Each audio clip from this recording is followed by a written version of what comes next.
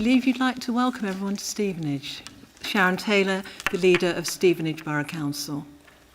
Thank you, Madam Chairman, and the opportunity to just say a few words of welcome. I believe this is the first time the County Council has ever met in Stevenage, so can I offer all members and officers of Hertfordshire County Council the very warmest welcome to Stevenage, Britain's first new town, this morning, and to the fabulous Gordon Craig Theatre. Some of you, of course, will have been here before, in which case, welcome back. And for those of you who are making your first visit here, I hope it won't be your last. But you're all very welcome here in Stevenage this morning. Thank you.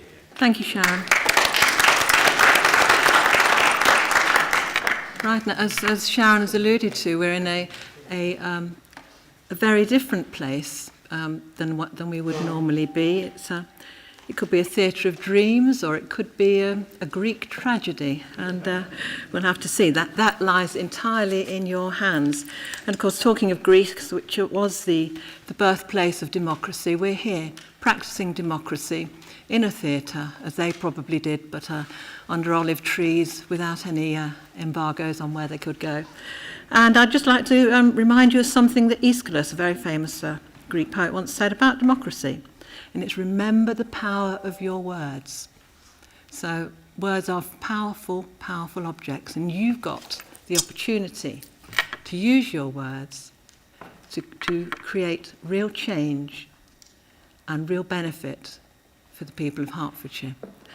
Right, now then, let's move on to the formal business. I have to make an announcement, first of all, about the COVID-19 attendance at this meeting. And I also need to remind you that unlike at County Hall, the sound system is on all the time here. And bearing in mind that you are spaced quite widely apart, if you do want to make a rude or hushed aside to one of your neighbours, it's probably going to be picked up. And of course, this meeting is being webcast live, so I'm just letting you know. You don't want to be embarrassed by anything, and you wouldn't want to embarrass your colleagues, I'm sure. So, as required by law, the Council will be holding this meeting in person. Due to the capacity of the venue and social distancing requirements, only councillors and essential officers are present. Other officers, the press and members of the public may also attend this meeting via the live broadcast, and there is a link on the Council's website to enable them to do so. This meeting will be COVID-19 secure, and we would very much appreciate your assistance in adhering to the control measures detailed in the guidance issued to all members in the letter from Jim McManus, our Director of Public Health. In the event of a fire or need to evacuate, a member of the theatre team will direct the evacuation from the stage area. All those present are asked to keep their face coverings on unless exempt. If you need to leave or return to your seat during the meeting, please wear a face covering and keep your face at a right angle to anyone you need to move past, so you're not directly facing each other. And please follow the one-way system that is in place. As there may be limited access to electronic papers, hard copy papers have been provided on your seat or outside. This doesn't usually happen, I have to say. We are almost totally electronic at the Council. To indicate a wish to speak or to raise a point of order, members should request to do so by raising their hand to attract my attention, or rather it will be Seamus' attention if you decide to accept him. When called to speak, you may remove your face covering. Please stand if possible, as this will allow the camera operator to focus on you for the webcast.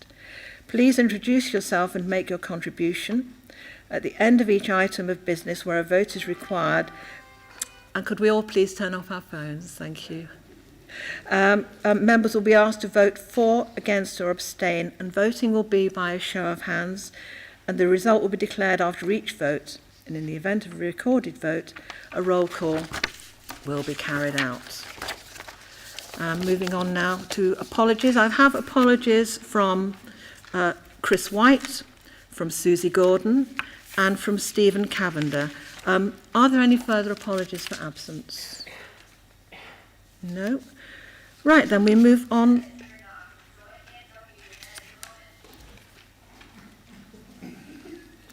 I won't say who was that.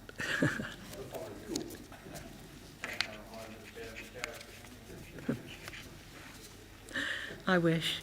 Right. Now then, could I invite Richard Roberts to move his nomination for Chairman of the Council? Thank you, Chairman. I would like to propose Seamus Quilty to be the Chairman of the Council for the next 2 years. Thank you, Richard.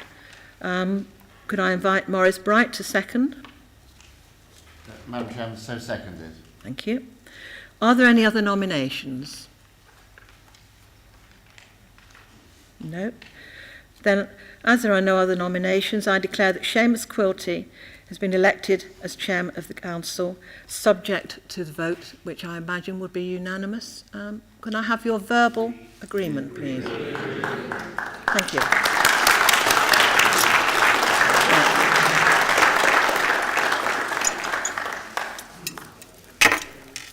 Oops. Seamus is making his way down to us now while I sanitise the chain, because we are fully COVID compliant as we claim to be. Right, okay.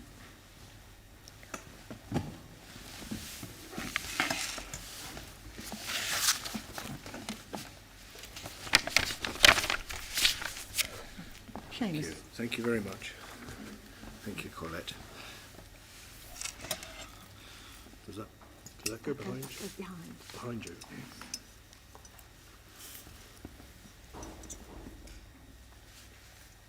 No, fine. Not used to this. There we are. Thank you. Thank you, Colette. Right, and I'd now like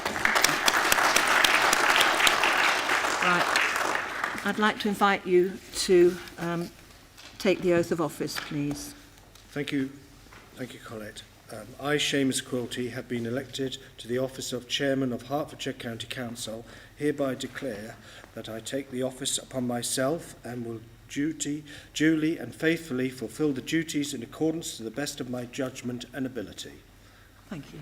I will now sign this. Yes. There we are.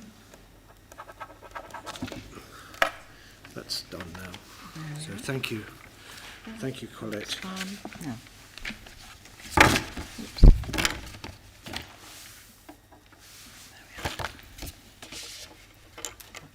Thank you.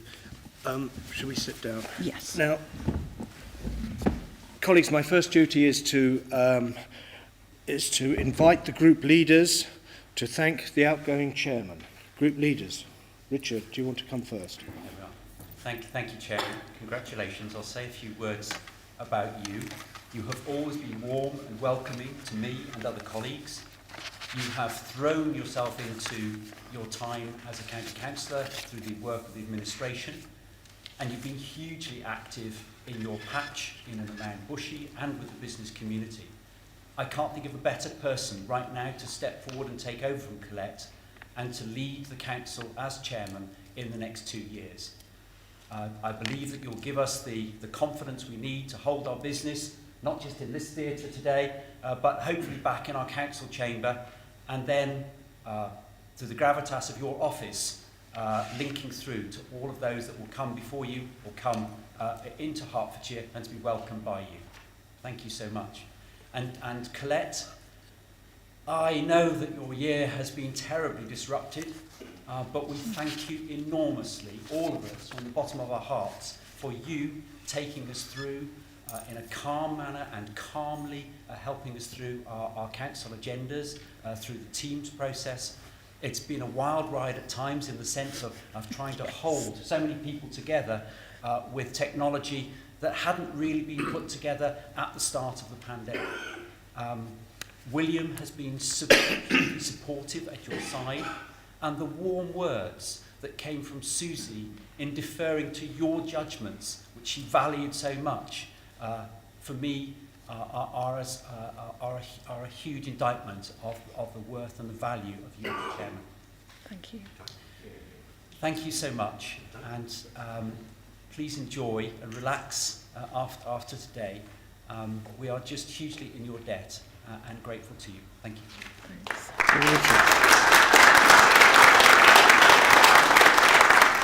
Can I invite the leader of the main opposition party, Stephen? Thank you, Seamus, and welcome to the role of chairman, the highest honour this county council can bestow upon any of its elected representative. I'm sure you will undertake that role with honour, passion, and as we move out of the pandemic, be able to once again be the public face of the county council to our million-plus residents. Colette, it clearly wasn't the 2 years you originally were expecting 2 years ago. Indeed, it wasn't the 2 years that any of us were really expecting, I have to say.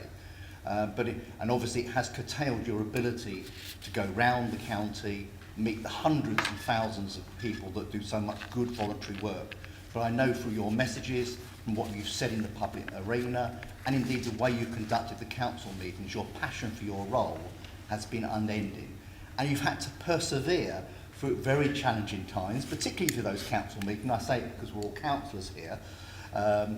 They have, for the new members, it was very challenging on occasions with the system not working, the voting system failing, and all the other things you had to put up with, including members perhaps interrupting when they shouldn't have done. But you did it with good humour, good sense, passion, and indeed what is most essential for a chairman of the council, utter fairness to all sides. I thank you very much on behalf of my group for all that you've done for this council, and indeed will continue to do so as a county councillor. But thank you especially for the last 2 years. Thank you, Stephen.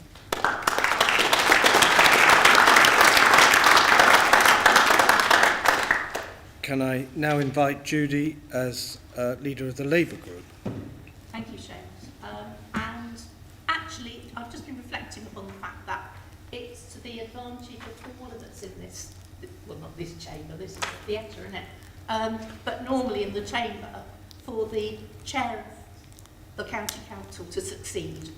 Because when the chairman of the county council succeeds, we all succeed in the terms of the mood, the ethos and the way we conduct business cheerfully and pleasantly. I'm not yet quite ready to say that James is making a fantastic job of this, but I really, really wish him luck and hope that he will, for the reasons that I've said, because it's to your great advantage, but to all of us as well. To Colette, I'm just stunned, as I am seeing most people here this morning, that you are actually a person, not a little box on a very small screen on which I deal with teams. I've often been really interested charting the 2 years, and I think it's interesting that you have 2 years here, which not all councils do, to grow into the role. And I think, especially in the circumstances, you have grown into it fantastically, have become more and more relaxed and cheerful. And I reflected on that very much at that bizarre little gathering we had on the day of Prince Philip's funeral, when very few of us went to County Hall to do ceremonial things with people in funny clothes, by which I mean the Lord Lieutenant and the High Sheriff and all those people. And you were really bossing us about when it came to the photo call. And I thought, gosh, let's really into this now. So I wish you a really relaxed time in the future. I just have one half apology to make. It's a sort of not really apology, and that is that I do know that you sometimes, as others do, get very cross with me for my frivolous use of the chat box on Teams meetings. I can't help it. If I've got something that I think's funny to say, I have to find someone to say it to. So I do apologise, because you've been very stern with me on a number of occasions about that. And I was going to say I'll try not to do it so much in the future, but I also think we won't have to do it so much in the future, because we'll be back in County Hall where we belong. Thank you very much.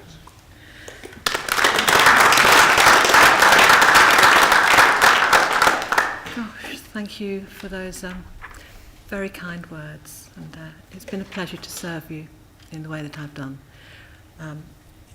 So before I invite Colette to say a few words to you all here today, I think my first job as chairman is to thank Richard for nominating me and Morris for seconding, and I must pay tribute to Colette for all her hard work over the last 2 years, thereabouts, and of course William, who supported Colette magnificently. It's a great honour for me to hold this position, and I thank you all for voting for me unanimously today.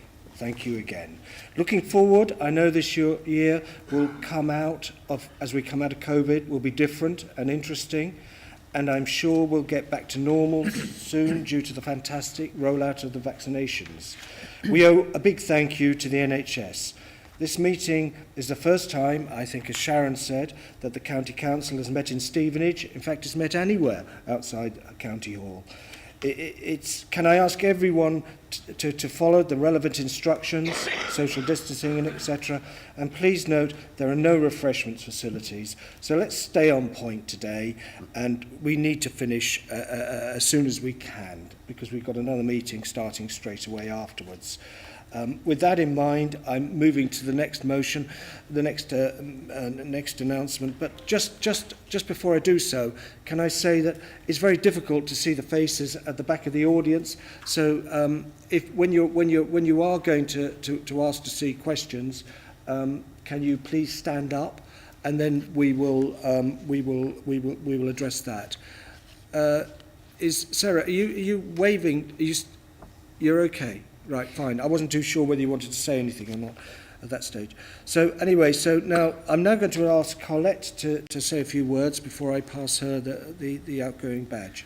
Oh, I was going to go over there and do it. Yes, okay. Colette is going to go over to the lectern. There, yeah, that's fine. Of course you can. I'll come over to you in a minute. Thank you, Chairman. That's all right. You're in charge.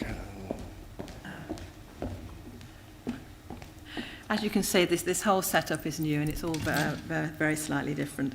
The first thing I'd like to do is offer some thanks, and I'd like to thank the superb officer team who supported me over those 2 years. It was quite tricky at times, but we did it, guys. We held it together, and we came out smiling at the end of it and relishing the experience in many ways.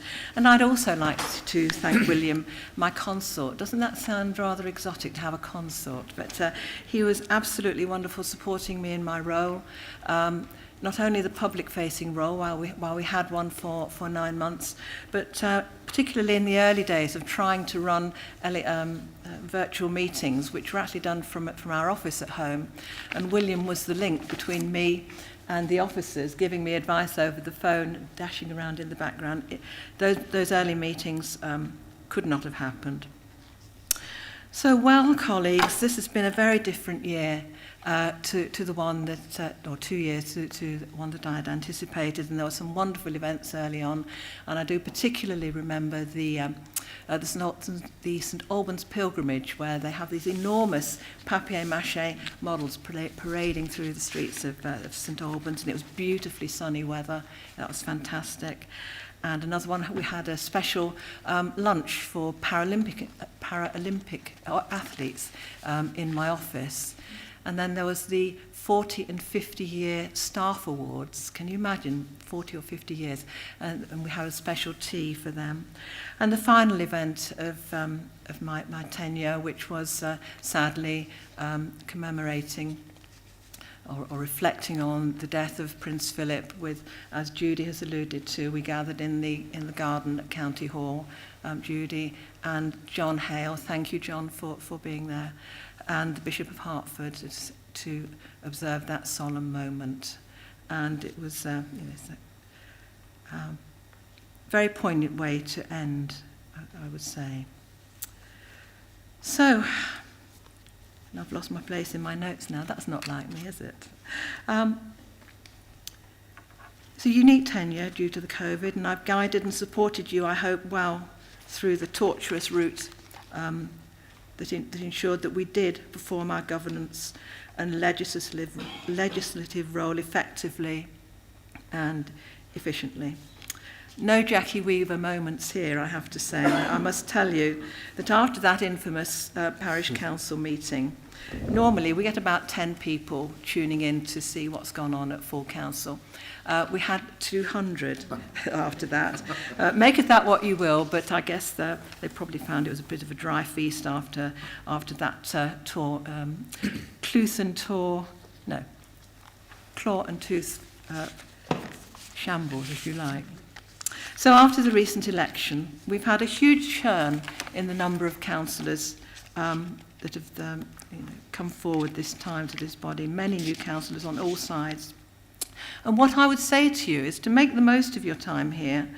Could I suggest that you try and rise above the political, and sometimes that will be difficult, but you represent all of your residents, whatever their political affiliations, and reflect that in your demeanour and in your endeavours and your humility, because you are, after all, only the servants of your residents, that you conduct yourselves well and conduct the business of Hertfordshire County Council well at every opportunity. And to some of the opposition members, I would say the frustrations that may dwell in your heart and mind because you are in opposition and you might sometimes feel a bit ineffectual. But you can be influential, and that's what, when I said earlier about Aeschylus, it's talking about the power of words. In this administration, all ideas are welcome, and the people who make their point well and clearly and concisely, constructively and positively, are thought well of by all of their colleagues across the House, and those views do percolate through, and so you do have an influence, and that is, it's important that you should know that, and you should exercise it and exercise it well in the opportunities that will come before you. And I was going to mention one or two people who do that, actually. Councillor Ron Tyndall, who we all know for his passion with regard to domestic violence. And Ron has been hugely influential in making sure that that doesn't drop off the agenda. And Councillor Asif Khan, because he's always so calm and positive and constructive in what he says. And it's those kinds of role models that we need, that we want to encourage, so that we get, as the opposition leaders have referred to, the depth of experience that you have being brought into this new role that you have. I'd also like to say a few words about Susie Gordon, my vice chair, who very sadly, for all sorts of reasons, has not been able to be here, very unusually, and I'm so sad that she couldn't have been with us today. She was a wonderful vice chair. She was going above and beyond the duties that she had to ensure that everything that we did together and that she undertook on her own made sure that all the people that we did meet felt comfortable and recognised and part of the community that we all belong to, which is our county of Hertfordshire. And I know she took special pleasure in the appointment of our new vice chair, and was disappointed not to be able to pass on the chain of office and say a few words personally. And sadly, and finally, I'm sure that the late, great Robert Gordon would have been so proud of the way that she discharged her role. My congratulations to Seamus, our new chairman. And Seamus will bring his own particular flavour to how this assembly functions over the next 2 years. And that is one of the joys, if you like, of this continual renewal of tenure, because you do get a new flavour and it does bring a fresh energy to what we have to say and do. So I'm not going to offer Seamus any advice unless he particularly asks it. Spectacularly, Richard will vouch for this, I have not said one word to him about his role when he took over after my 6+ years as the cabinet lead for adult care, 6 years of which I was very proud, but I was equally very happy to hand over to Richard's capable hands. And I'm also very proud of the huge honour you did me when you asked me to be your chair for the past 2 years. So I'm going back to the backbenches, and I'm returning willingly, and you can see I'm about 2 inches taller already, and I wish you all well, and I'm really looking forward to working with you all over the next 4 years of this administration. Thank you all very much.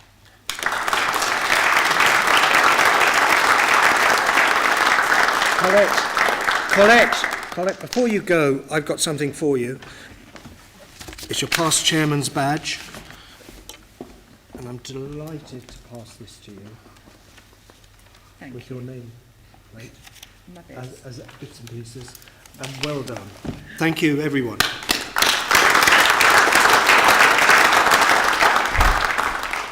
I'll just take this off. There's a phone in front of me and I don't want it to go off. Right, now, can I now invite the Leader of the Council, Richard Roberts, to give us a nomination for my Vice Chairman. Richard. Chairman, I'll be delighted to invite Annie Brewster to be your Vice Chairman for the next 2 years. I think she will bring a dignity and a support to you and to your office. I think she will be absolutely the right person to be able to step in if you're unavailable for events representing the County Council across the county and probably further afield. I think you will be a dynamic duo, and I wish you all the very best, and I wish Annie all the very best in her year or 2 years with you. So thank you. Thank you, Richard, for that. And can I invite Stella Nash to second that? Yes, good morning everyone. I'm delighted to second Annie Brewster, and she will be absolutely dynamic in the role, and you will both make a fantastic pair. Thank you. Thank you. Annie, can I invite you down? Come on.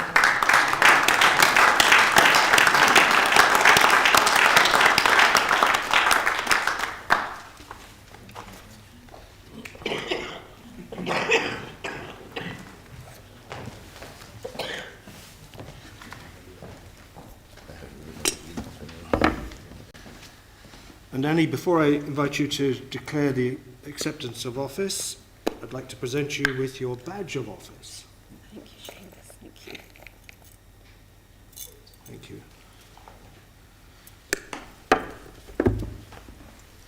And you? Thank you. Would you like to read that? I would.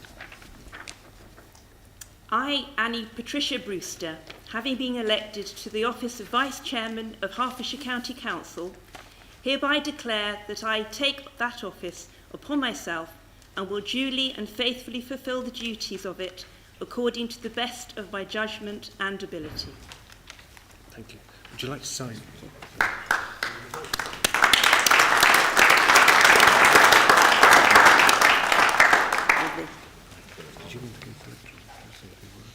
I'm happy to stay here and just say a couple of words, if that's all right. I'll try and use my best judgment and ability.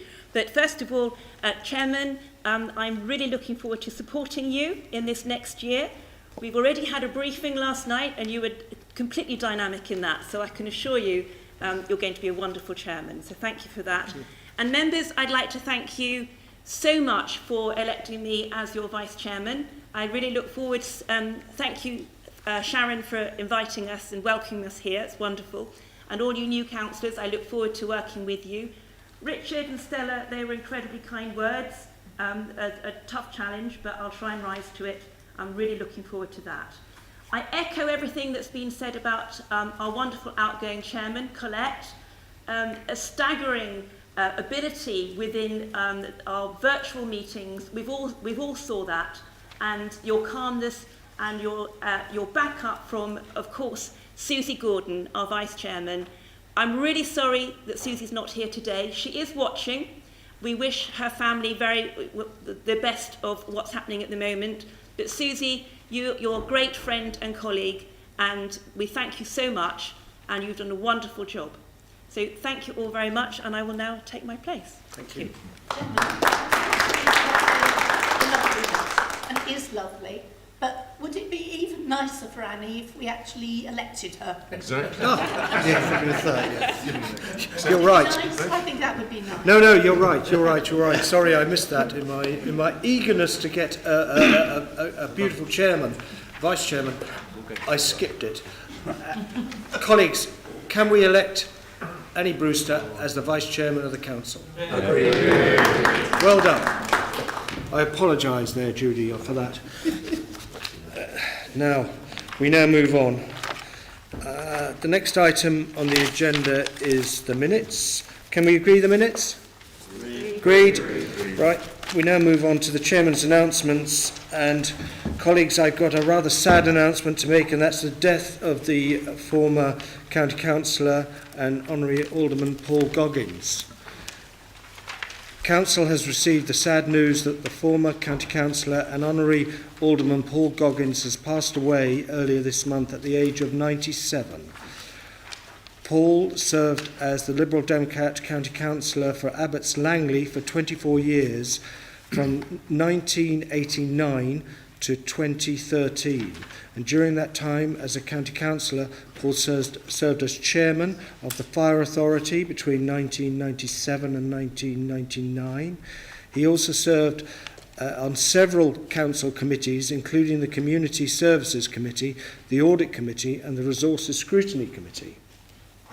Paul served as Vice Chairman of the Council from 1997 to 2000. A dedicated and hard-working councillor and an active local champion, Paul also served as a district councillor on Three Rivers District Council, representing the residents of Langleybury between 1986 and 2015, and was patron of the Watford School of Music. Paul was chairman of the Hertfordshire Standing Advisory Council for Religious Education, we know that as SACRA, and was an active member of his local church. In 1996, he was made a Knight of St. Gregory by the Pope for his services to the church and local politics in Hertfordshire. Very few have received such an honour. He was appointed Honorary Alderman of Hertfordshire County Council after his retirement from the council in 2013. And now can I invite a few members wanted to say a few words, and the first one I'm going to invite is Richard Thake. Richard. Yes, thank you, Chairman. I'm not the best at mathematics, Chairman, or arithmetic, but it doesn't take a genius to understand that Paul must have been 89 when he retired. I only had the privilege, and I use that word advisedly, to work with him from 2006 until 2013. He was a gentleman, but equally important, or maybe even more important, he was a gentle man. A man of immense faith, who took great comfort in his faith, who controlled SACRA, the Standing Committee for Advisory Regulations on Education, in a way which was both fair and impartial. Even though he was a man of a particular faith, he never, ever tried to impose that on that curriculum. Chairman, there's not much more I can add because you read out his immaculate record. I am pleased to have been able to work with him. I am immensely saddened that he was gone, but what a great contribution that man made. Thank you, sir. Thank you very much, Richard. And now can I invite Sarah Bedford. Sarah. Chairman, thank you. Apologies to colleagues and the multitudes who I'm sure are watching online, but I'm unable to stand due to a further lot of urgent surgery on my foot last Friday, so I will attempt to project. I first met Paul Goggins near the end of 1992 after I moved to Abbots Langley to live with my soon-to-be and still husband. Within a few weeks, I had become Paul's election and campaign agent in his 1993 defence of the Abbots Langley division, a role which I was to undertake with him on a further 10 occasions at county and district level. I can honestly say that he was one of my hardest working and best behaved of well over 150 candidates for whom I have performed that role. Paul was a Mancunian by birth. From the blue side of the city, he was delighted in the last 15 years as the Sky Blues surpassed their traditionally more successful red neighbours. He moved south to Hunton Bridge when his role with the Department for Employment took him to Whitehall, a career he maintained for 44 years.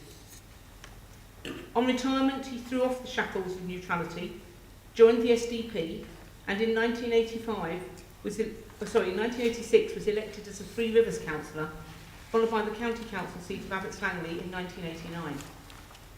His one political setback came in 1990, when he was one of the many councillors across the country who lost their seats in the so-called poll tax elections. Paul was personally very upset that he had lost by just 21 votes, and for the next 12 years insisted that this majority, and the number of residents that apparently afterwards confessed that they hadn't got round to voting as they assumed he was safe, was placed prominently on all his election literature, along with the numbers who had voted for the third party. He regained his district seat 4 years later and never lost again. Paul was not only an enthusiastic proponent of squeezing the third-party vote and motivating his own supporters, he's a genuine proponent of real community politics. He was simply Mr Abbott's Langley, and Hunterbridge, and Bedmond, and Leeston. He knew everything that was going on, many residents personally, and was an active member of many local organisations. Outside politics and family, Paul's passions were all forms of the arts. He was a gifted pianist and a lover of most forms of music and drama.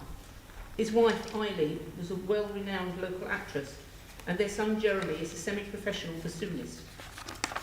Paul would often drop musical or dramatic references into conversations or speeches, and one of his richest sources was always the political satire of W.S. Gilbert, and in particular the libretto to Iolanthe, where Private Willis exclaims, "And you'll be pleased I'm not trying my best baritone."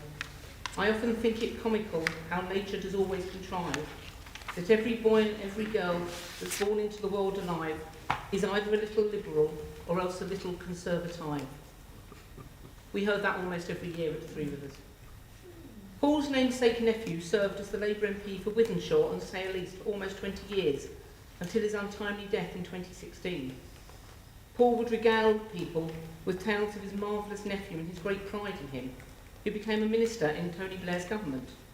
Paul, the elder, paused only to add with a small smile and a wink that his nephew's only fault was to be a member of the wrong political party. The other great mainstay of Paul's life, as has already been alluded to, was the Roman Catholic Church. He received his papal knighthood, more formally known as the Order of St Gregory the Great, the highest honour that can be bestowed on a lead member of the church, a lay member of the church, sorry. And Paul managed to successfully walk the tightrope that all of us at faith face, and he managed to keep his faith separate from his secular politics. Paul believed that society would only see greater religious tolerance and understanding if all children were educated about religion and faith, rather than in a particular religion. He was the chair of SACRA for many years, and the emails I have received from retired rabbis and priests asking for details of his widow have shown the respect and affection in which they held him. After stepping down from his council in 2013 and being created an honorary alderman, Paul stepped down from Three Rivers the following year at the age of 90. Paul was a thoughtful and intelligent man who was well loved and respected. He was the uncle that I never had and a colleague I could always rely on. Paul died peacefully 3 weeks ago at the age of 97 after a couple of years of ill health.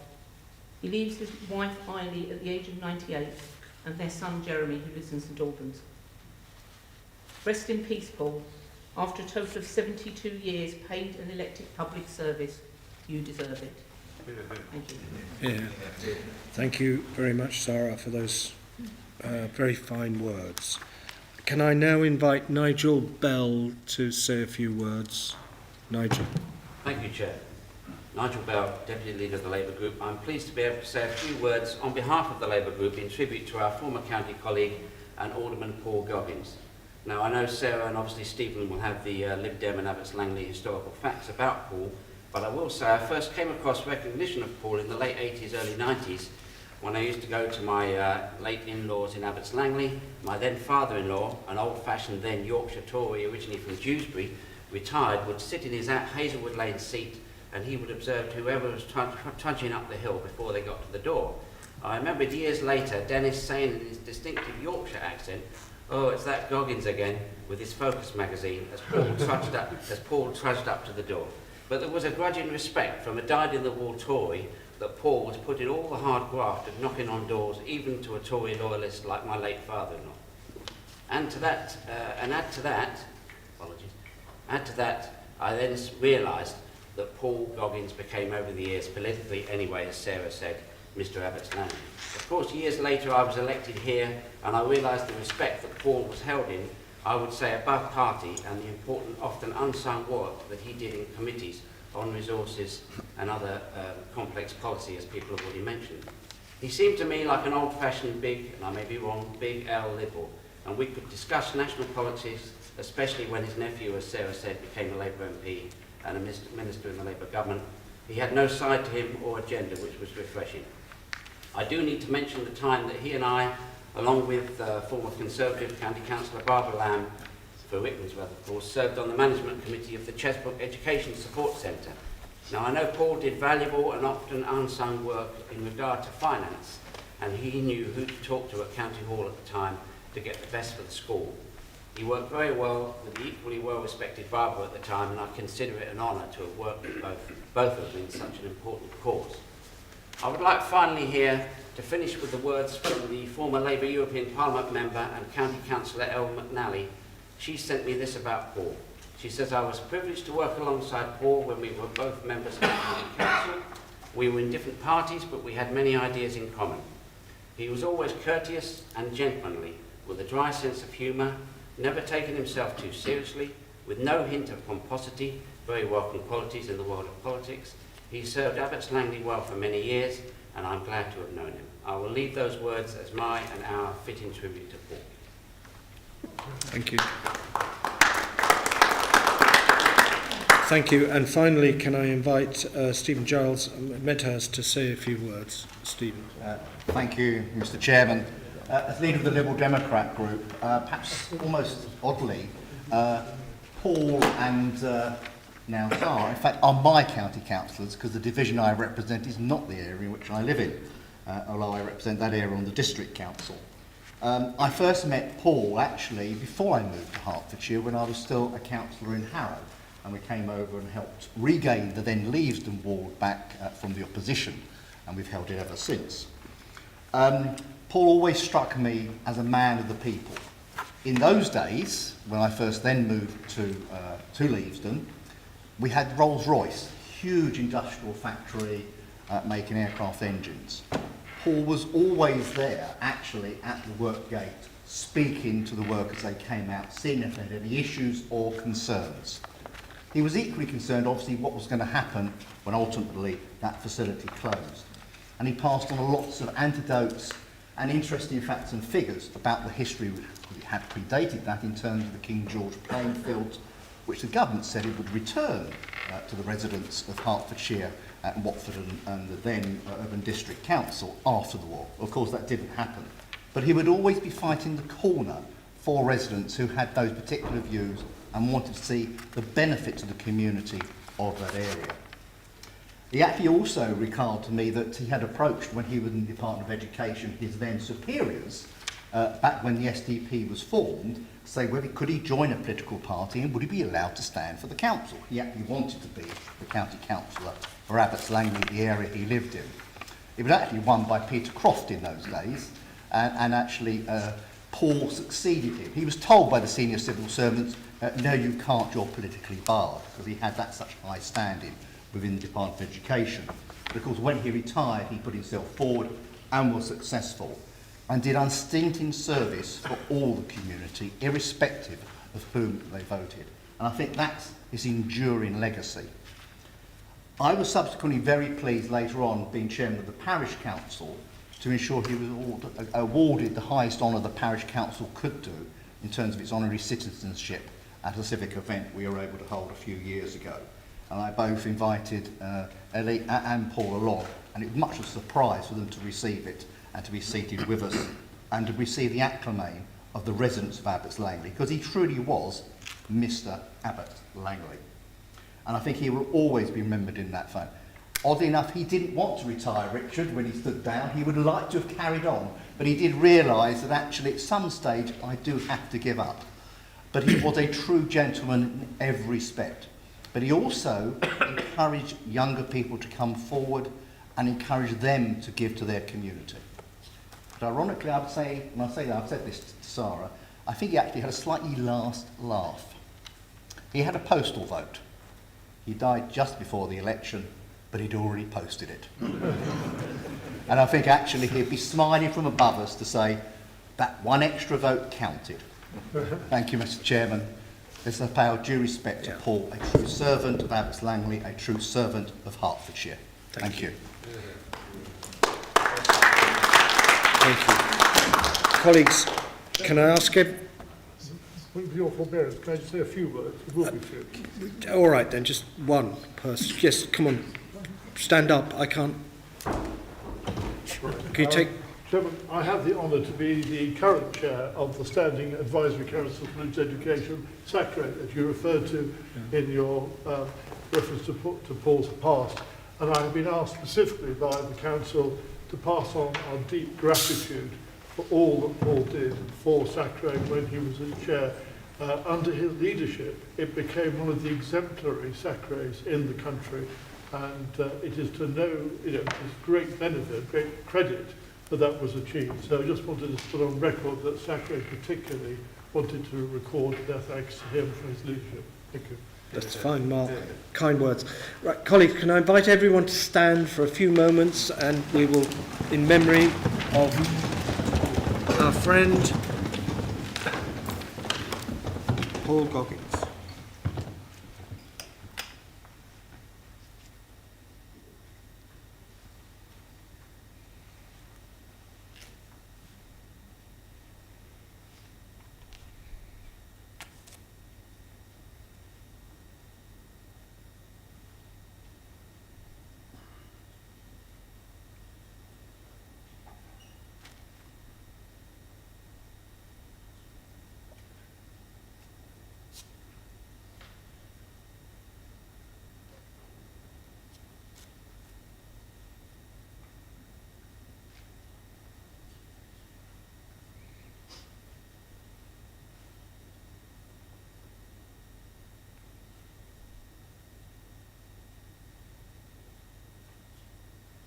Thank you.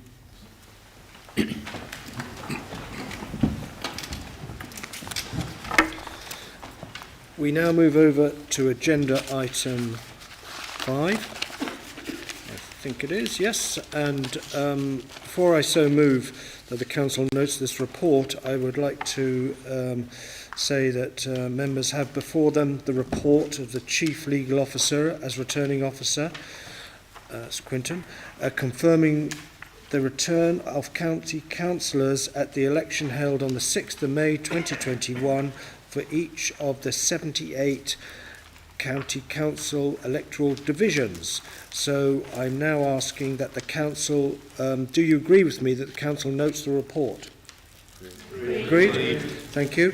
We now move on to the election of the leader of the council. And can I invite Maurice Bright to move the nomination?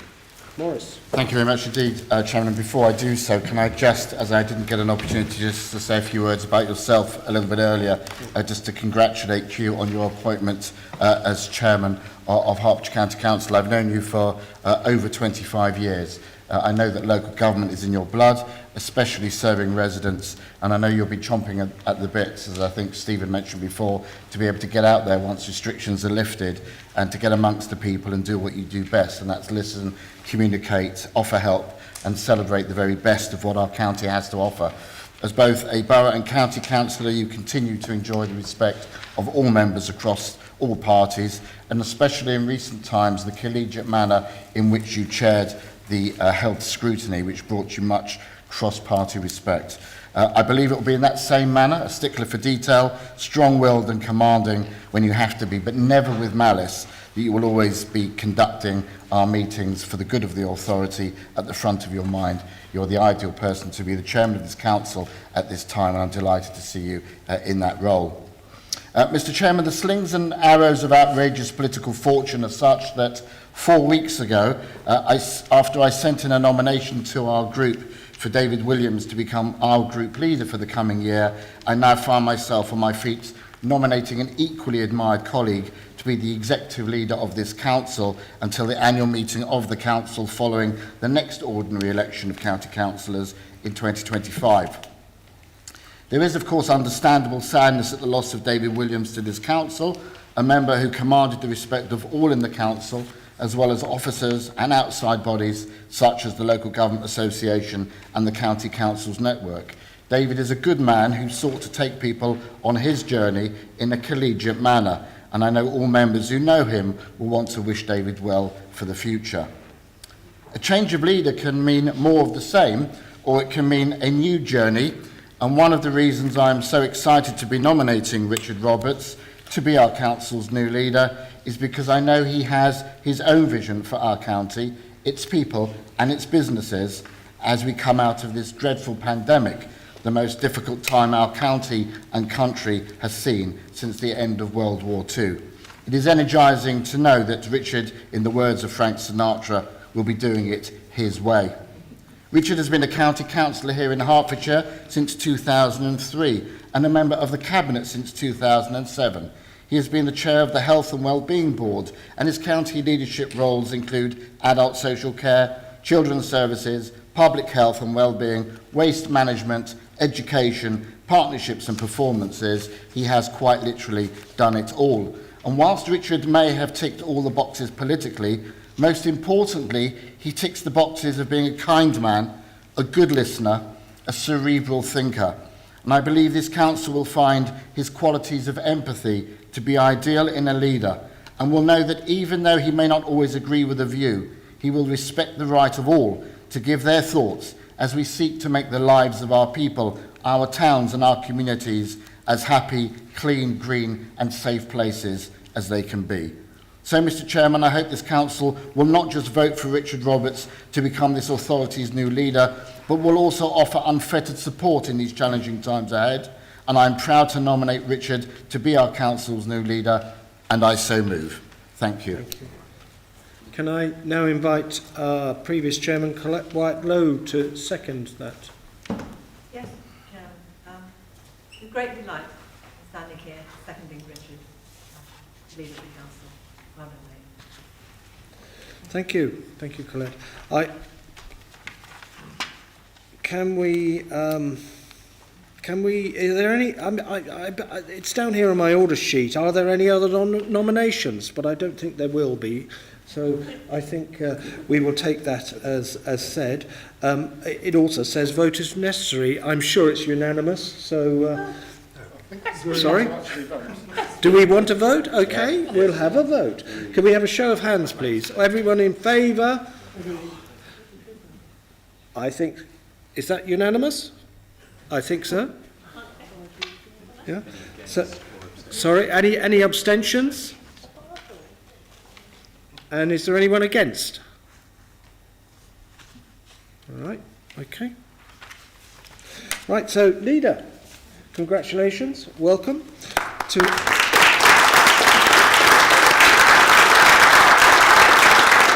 So can I first of all invite you to address the council, and secondly invite you as leader of this council to confirm the names and portfolios of your cabinet members. Certainly. On the latter, I think we'll take those as read in the order sheet that are before. First of all, could I just, I think if she's available, I might be looking for a speechwriter, and Colette, I might look to you, because I never thought of quoting Aeschylus in my speech today. So that's marvellous. The power of words, they are what before us. First, congratulations to all of you sat here today. You fought the fight, you won, and now have 4 years to contribute to the great county of Hertfordshire, making the difference you wish to. May I be the first to welcome the newly formed compact and Bijou Independent Green Party, which I'm sure will discover its true sense of direction in the coming months. Colleagues across all parties, my thanks for endorsing me as leader of the County Council. I'm delighted and humbled by the expectation that I live up to those who have passed before me in my time, Robert Ellis, Robert Gordon and David Williams. This is a momentous day, and at the start of this 4-year administration, I reflect that those past leaders leave us with a legacy of strong leadership, ambition and nationally recognised service to our residents. I wish to build on that platform so that we come out of COVID regaining our strength, our confidence, resilience for whatever the future holds. The pandemic has been searing in its waves, and I pay tribute to our staff and residents who have had lives turned upside down by illness or lockdown and sometimes traumatic work conditions, particularly in the care sector. Working from home has been good for some, but for others, space at the office is essential.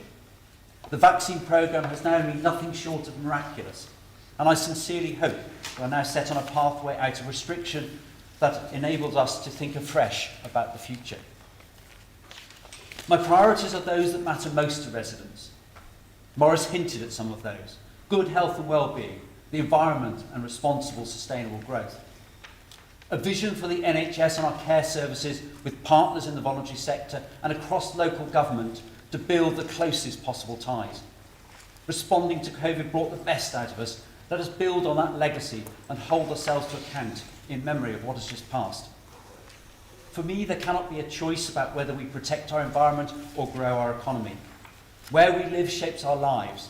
The built and natural environment, the towns and villages we call home, have to be part of a greener, cleaner, safer Hertfordshire.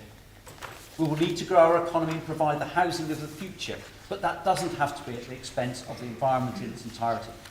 I want us to be ambitious to link high quality, healthy, safe development with our great outdoors. We want to be carbon neutral by 2030, significantly improve wildlife on our rural estate and plan with our residents for a future without petrol or diesel. Some parts of our economy have been badly hurt by the pandemic, and we must work ever closer with partners to rebuild the confidence of the business sector and those employees of the future who will need new skills, training and education to make the most of the new opportunities. I am saddened David isn't here today because his legacy locally and nationally was significant. The Growth Board is a great example of bringing the best of Hertfordshire's leadership together, harnessing goodwill to bring high quality, responsible and sustainable growth to Hertfordshire. I will continue to support the work of the Growth Board, recognising that we must take our residents with us on a journey that will deliver new infrastructure, jobs and communities in the next 10 years. I recognise that as we come out of COVID, the change we embrace can only be delivered by working ever closer within our organisation and reaching out to grasp every opportunity outside it. Let's deliver the best services we can and be nationally leading in our strengths, but also starting today, planning to give all our residents the confidence that we are there for them as they get on with aspiring, successfully independent lives. Excuse me 1 second, I'm just going to take some water.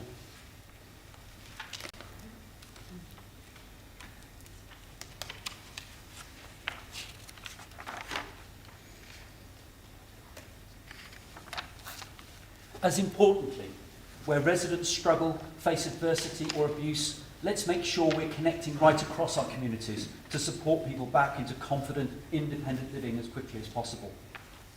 My Cabinet is reflective of some of these priorities.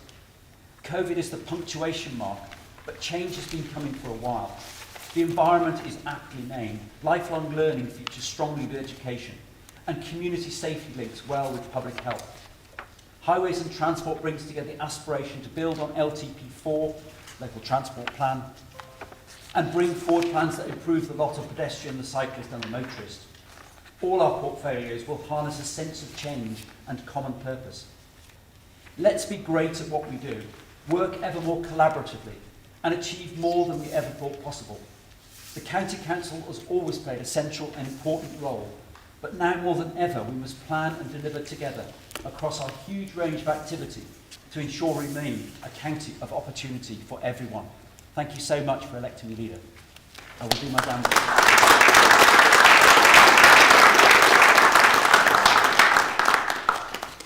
Thank you, Leader. And we now move on to agenda item 7, the political proportionality of the County Council's ordinary committees and subcommittees, Local Government Housing Act 1989, review of the allocation of seats to the party groups. Can I say that there is a time limit for speeches on the debate of this item, and that is that there'll be 5 minutes for the mover, the first speaker from each group or speakers who have been nominated by their chairman of their groups previously in writing by group leaders. They get 5 minutes. All other speakers, including the mover of motions, when exercising their right of reply, 3 minutes. I can say that the report contains a proposal for the disapplication of the political balance rules set out in the Local Government Housing Act 1989 and the approval of the alternative arrangements in relation to the Council's overview and scrutiny and health scrutiny committees, their subcommittees and topic groups. If the Council wishes to adopt these alternative arrangements, it will need to agree so with no member voting against. So if we have one member voting against, that puts it all aside. So I'm going to invite the Leader of the Council to move. Thank you, Chairman. I so move. The explanation is well given by yourself and set out in the order paper. I heartily agree with the relaxation around overview and scrutiny and health scrutiny, and maintaining proportionality, which is not burdensome to the opposition or indeed to ourselves. So I so move. Thank you. Thank you, Leader. Can I invite Maurice Bright to second? I second, Mr. Chairman, and reserve my right to speak. Colleagues, I've got some names down here who want to speak, and I've got Stephen Giles Medhurst, who's the lead speaker from the Liberal Democrats. Stephen. Thank you, Mr. Chairman. I will be brief. This side agrees with the relaxations that we will not be voting. We'll be supporting the relaxation to allow panels and the committees to perform their due functions. But in terms of a very brief response to Richard, I look forward to working with him as leader of the Liberal Democrat group and the lead opposition leader, as I'm sure Judy will, in terms of taking the county forward as we move out of the pandemic, and hopefully we can find greater ways of working together to improve Hertfordshire for everyone. And I will pay tribute very briefly to David Williams. I have personally thanked him for his contribution to local government, not only in Hertfordshire, but also through the County Council network. The wins and leaves, shall we say, of politics affects all of us at some occasions, some more than others. Some fall short of it. In this occasion, David did. But that doesn't do anything in terms of his work that he's done for the County Council and indeed for local government per se, with the Local Government Association and the County Council network. So in that sense, I echo the tribute that he's paid to local government collectively in Hertfordshire. But I and my colleagues look forward as an invigorated opposition to working with Richard and his colleagues in taking the County Council forward. Thank you. Thank you, Stephen. Can I invite Judy Billing as leader of the Labour group to come forward and speak? You can do, Chair. Thank you. I've got absolutely nothing to say about the proportionality of this county council. It wouldn't involve me in having a little week. So I don't think I will. I accept the figures as set out. I can't argue with them. But we will be punching above our weight, as the Labour group always does, on this authority. And I not only look forward to working with Richard, but I'm already enjoying working with Richard as part of the leadership team. I also would like to say that that is no disrespect whatever to David, and I'm already missing David quite a lot as well, and I'm in touch with him. I do think that political lives are fragile and sometimes caught short, and we all are meant to be really robust and we know what we're getting into. But I also know from work that I've been doing with the LGA in this last week that there are real effects on people like Derek Ashley, like David Williams, like many in my own party, as you will know, over the last few weeks, who have been magnificent servants of local government who have lost their seats, and we must be very careful indeed, and I've already discussed this with Owen, about how we treat those people and not just kind of write them off and treat them as if they don't exist anymore. And I wanted to say that here, as well as on the regional and national places that I've been saying it over the last fortnight. I also want to say, Chair, and this is really, really important, that it's a little bit cold in here, and I don't know whether, that's why I'm wearing my coat, I'm not storming out, and I wonder whether anything can be done about that or not. I'll leave that to officers to deal with, but I'd imagine they're keeping it that way so we move along swiftly and stay on point rather than carry on. Anyway, well said about that, Judy. Hear what you say. Right, can I now invite the leader of the Independent Green Group to say a few words if they so wish? Thank you very much. Sorry, Ben, can you introduce yourself? Yes, I'm Ben Crystal. I'm the leader of the new Independent Green Group. We look forward to working with you, Richard, and with the other groups here today. We obviously support the motion, and we will hopefully find our direction given time. Thank you very much. Right, so thank you for that. So that's everyone. Does anybody else want to say anything? And Maurice Bright, you've reserved your no? You want to waive your right? Yeah. Thank you, Maurice, you've waived it. So the Leader of the Council, does he want a right to reply? No, Chairman. No, we're okay. Other than to endorse what's been said by the other leaders, and particularly, it is with a heavy heart that we recognise the losses, perhaps most poignantly of David Williams because of his local, Hertfordshire and national role with the CCN. So the significance of his loss is felt nationally. Derek Ashley, who was a great strength in the area of growth and planning and a strategic mind. But I'm also aware of opposition losing people like Nigel Quinton, and the pain is felt across all parties. I think I'll leave it there, Chairman. Thank you so much. Thank you. And I remind everyone here today, that the full council, that no member is to vote against this proportionality. Otherwise it won't be waived. So does everybody support the motion? Agreed? Agreed. Do we have any abstentions? No abstentions. And is there anyone against? So that's fine. That's it.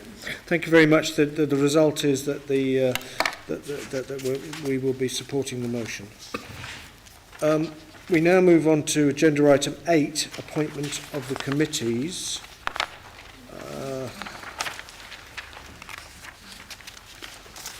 And can I ask the council to appoint? The council is asked to appoint county council members to serve on the council's committees for the ensuing year, save as set out in the order of business. And can I then once again invite Richard Roberts, the leader, to move the Conservative nominations?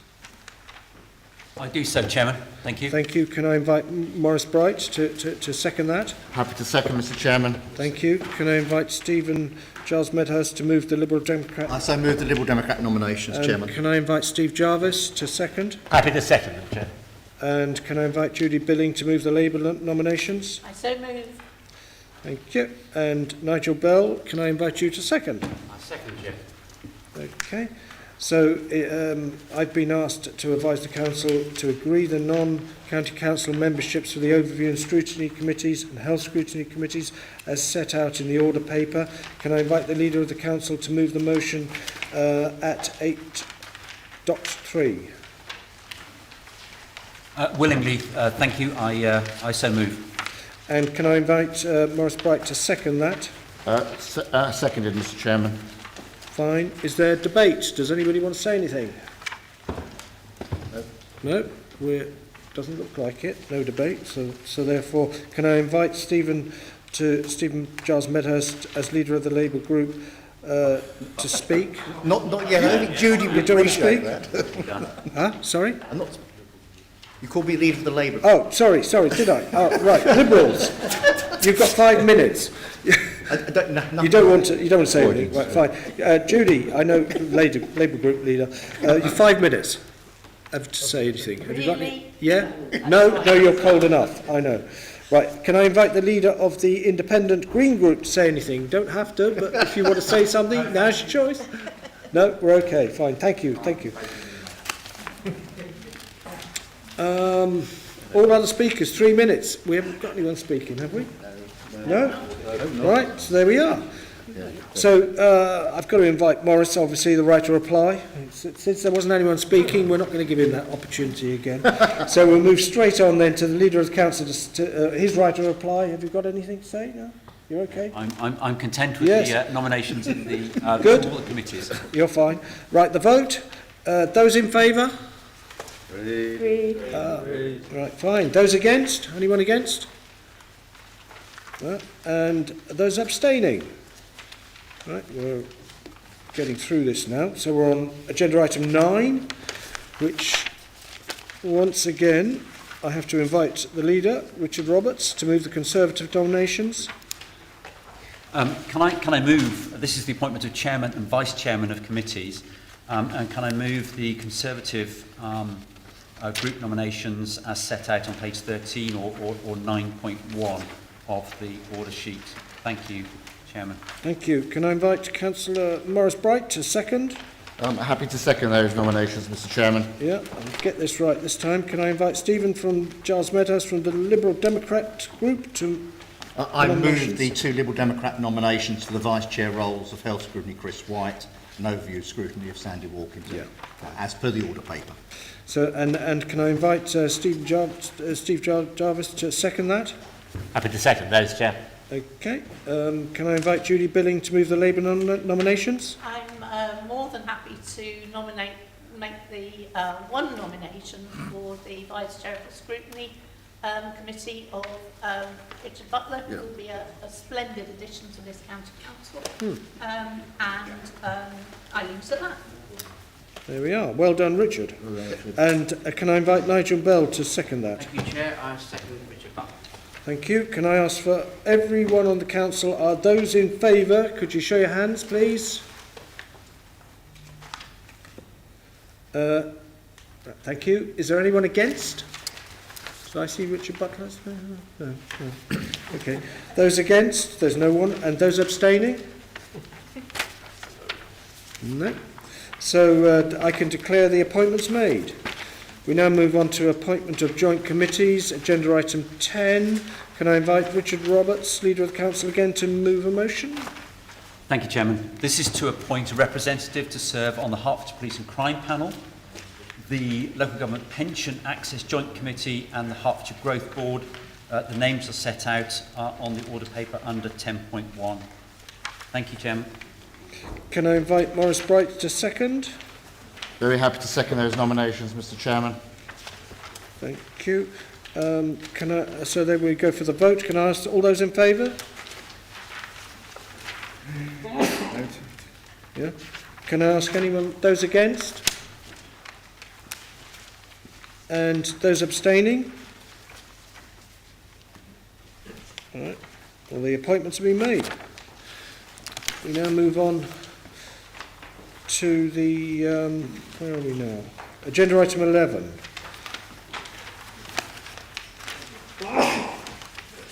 Right. Can I invite, this is the representatives for the Local Government Association and County Councils Network.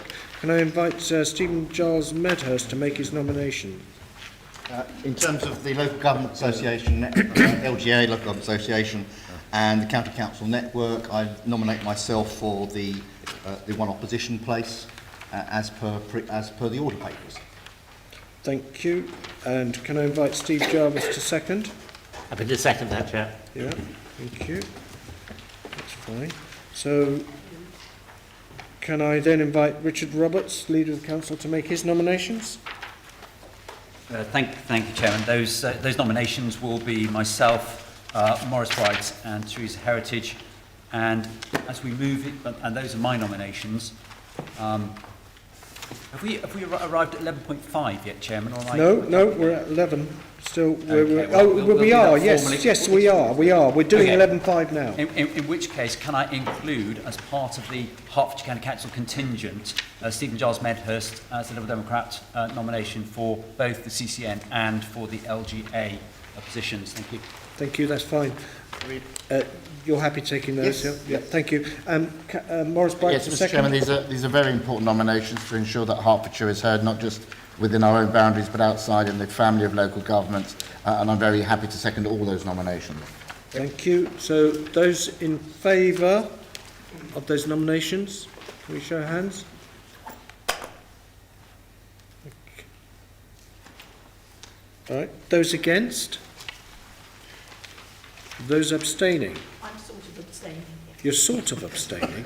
And you're sort That's interesting. Well, I'm not too sure, Quinton. I'll leave that. There's a legal minefield for you there. I think you've got a sort of abstaining. But we'll put you down as abstaining. Right. Okay, thank you. So we declare that the appointments have been made. So we now move on to 12, which is the executive reports to the council. Thank you. And can I invite the Leader of the Council to present his report and move his motion? And you've got 5 minutes, Leader. Thank you so much, Chairman. The report was written in the name of David Williams. It is very much a list of his activity, not mine, and I don't have at this stage more to add. I'm very happy to take questions. Thank you, Chairman. Thank you. Well, there's no seconder required here, and it says there's no debate, so you won't be getting questions. So there we are. So that's helpful. Now I invite the council to receive the report and note the forward plan. Yeah, agreed? Can we agree that? It's unanimous. Yeah. We now move on to questions to executive members. Now,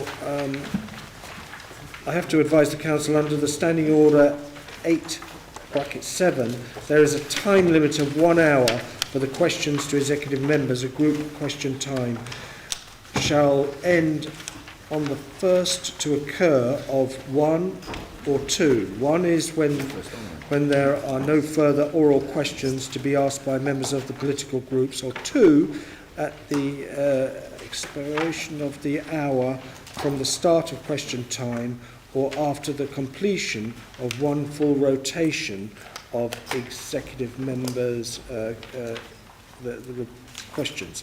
Now, I'm going to go a bit off-piste here, and I suppose it comes no surprise, this is the annual general meeting, and group leaders have been talking before this meeting, and they've agreed, I understand, that we will just go once round the table, so to speak. If that's the case, right, I have to ask the council whether they agree that standing orders that I've just suggested are put aside so we can actually truncate it rather than going on for the full hour. If it takes that long. So can we agree that the standing orders are put aside for this particular item? Agreed? Right. So now the first one up. Yes, the Leader of the Council, again. So can I ask the Liberal Democrat member, I think is it who's going to take this one? It's Stephen, you want to ask your first question? You should have a list from Yes, I have got the list here. I wasn't too sure if you were the first one or not. Yes, I'm afraid I am the first one. There we are. The Leader will be aware that in the Queen's speech on the 11th of May, the government announced plans for a planning bill that will force councils to designate growth areas and growth zones where developments can build without needing planning permission. This is the latest in a series of government reforms aimed at increasing development. It has, in much of the county, trebled the housing targets and reduced the council's power to reject applications, as well as giving developers power to convert commercial buildings to residential without permission. Does he agree with me and his colleagues on the county council network that the government should be asked to think again in its approach that reduces local control and democracy, and which would severely affect Hertfordshire residents? I agree that the planning bill as presented in the Queen's speech is a challenge to the country, is particularly a challenge for Hertfordshire, where we have designations of Greenbelt or rural area or AONBs to some 95% of our area. But through the Growth Board, we have the partnership both with the business community and with council leaders that allows us to provide a strong voice back to government around this bill, and I am absolutely certain that we will be engaging with our MPs because they will have something to say about this as well and are already saying so. So I will be, I am certain in my own mind that we have to be really, really careful of exactly how we build these allocations, which have actually changed several times in recent years. And I think there must be a robust challenge, and it may well come from CCN and the LGA as to how we are to build in a sustainably healthy, cleaner, greener, safer way. Because if not, it is a really real challenge to what I just said in my leader statement earlier this morning. Thank you. Thank you. Do you have a supplementary?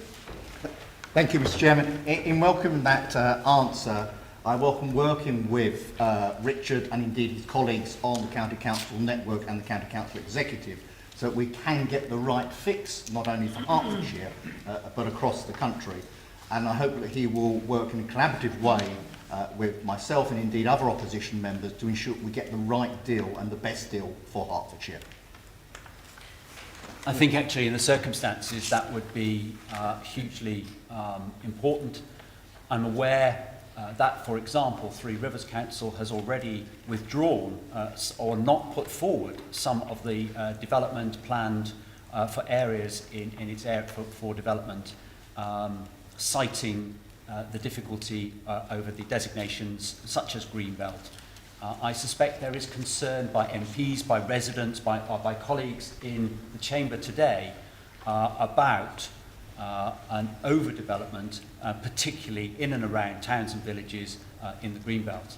We have to find the right balance. We cannot have no development. We do need to attract business back into Hertfordshire, but we have got to do it sustainably. We've got to recognise that we are on a journey to carbon neutrality, and building and developing how we might have done in the past is going to have to be rethought, and I think political collaboration on that would probably be helpful. Thank you.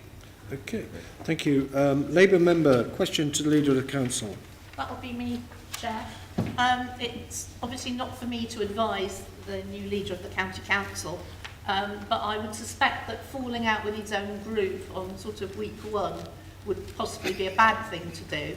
So in the light of the appalling Luke Hall's comments yesterday about local government reorganisation coming back onto the agenda within the year, I wonder what steps he's going to take both locally and nationally to ensure that he doesn't fall out with his own group very quickly in the process of making us look at structures of local government when we should be focusing on the services that we deliver for the people of Hertfordshire.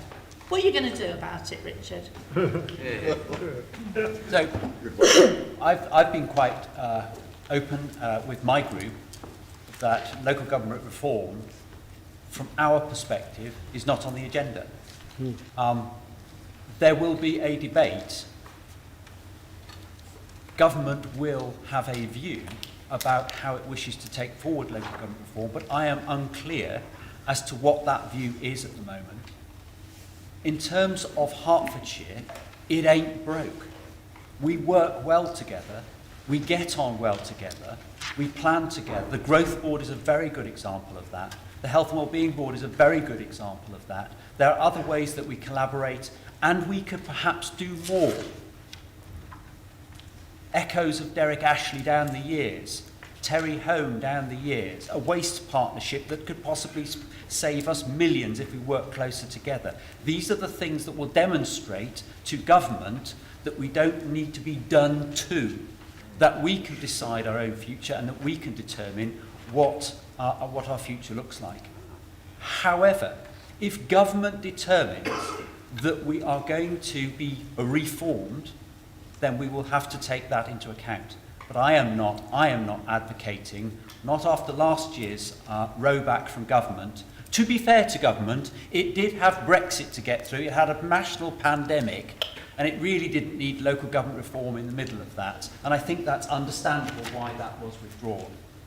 But I am this juncture where we still have a pandemic, where we have a national economic recovery, we've got to build out of COVID, and where we really need to focus on our agenda to get Hertfordshire going again. I don't think reform right now is on the table, and I'm not advocating for it. Thank you.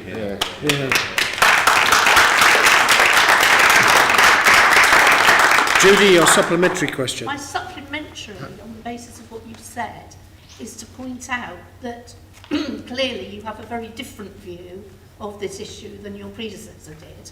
David was very keen on a single unitary Hertfordshire, and we all kicked back and in the nicest possible way and told him what we thought. It seems to me, therefore, that you've got a very, very urgent job to make it clear to Luke Hall, the dreadful Luke Hall, who has imposed a ridiculous way of meeting on us today, that the view is now different and that Hertfordshire is not putting itself forward for a single unitary authority. So will you undertake to urgently tell the dreadful Luke Hall that that is our view? Because you were applauded by all sides for that response. Keep with it. Leader. I think, Judy, the urgent task is not to tell Luke Hall what to do, but ask him probably quite nicely. But also there is advocacy from our own MPs, and our MPs made it quite clear that they liked the status quo and not the musical version.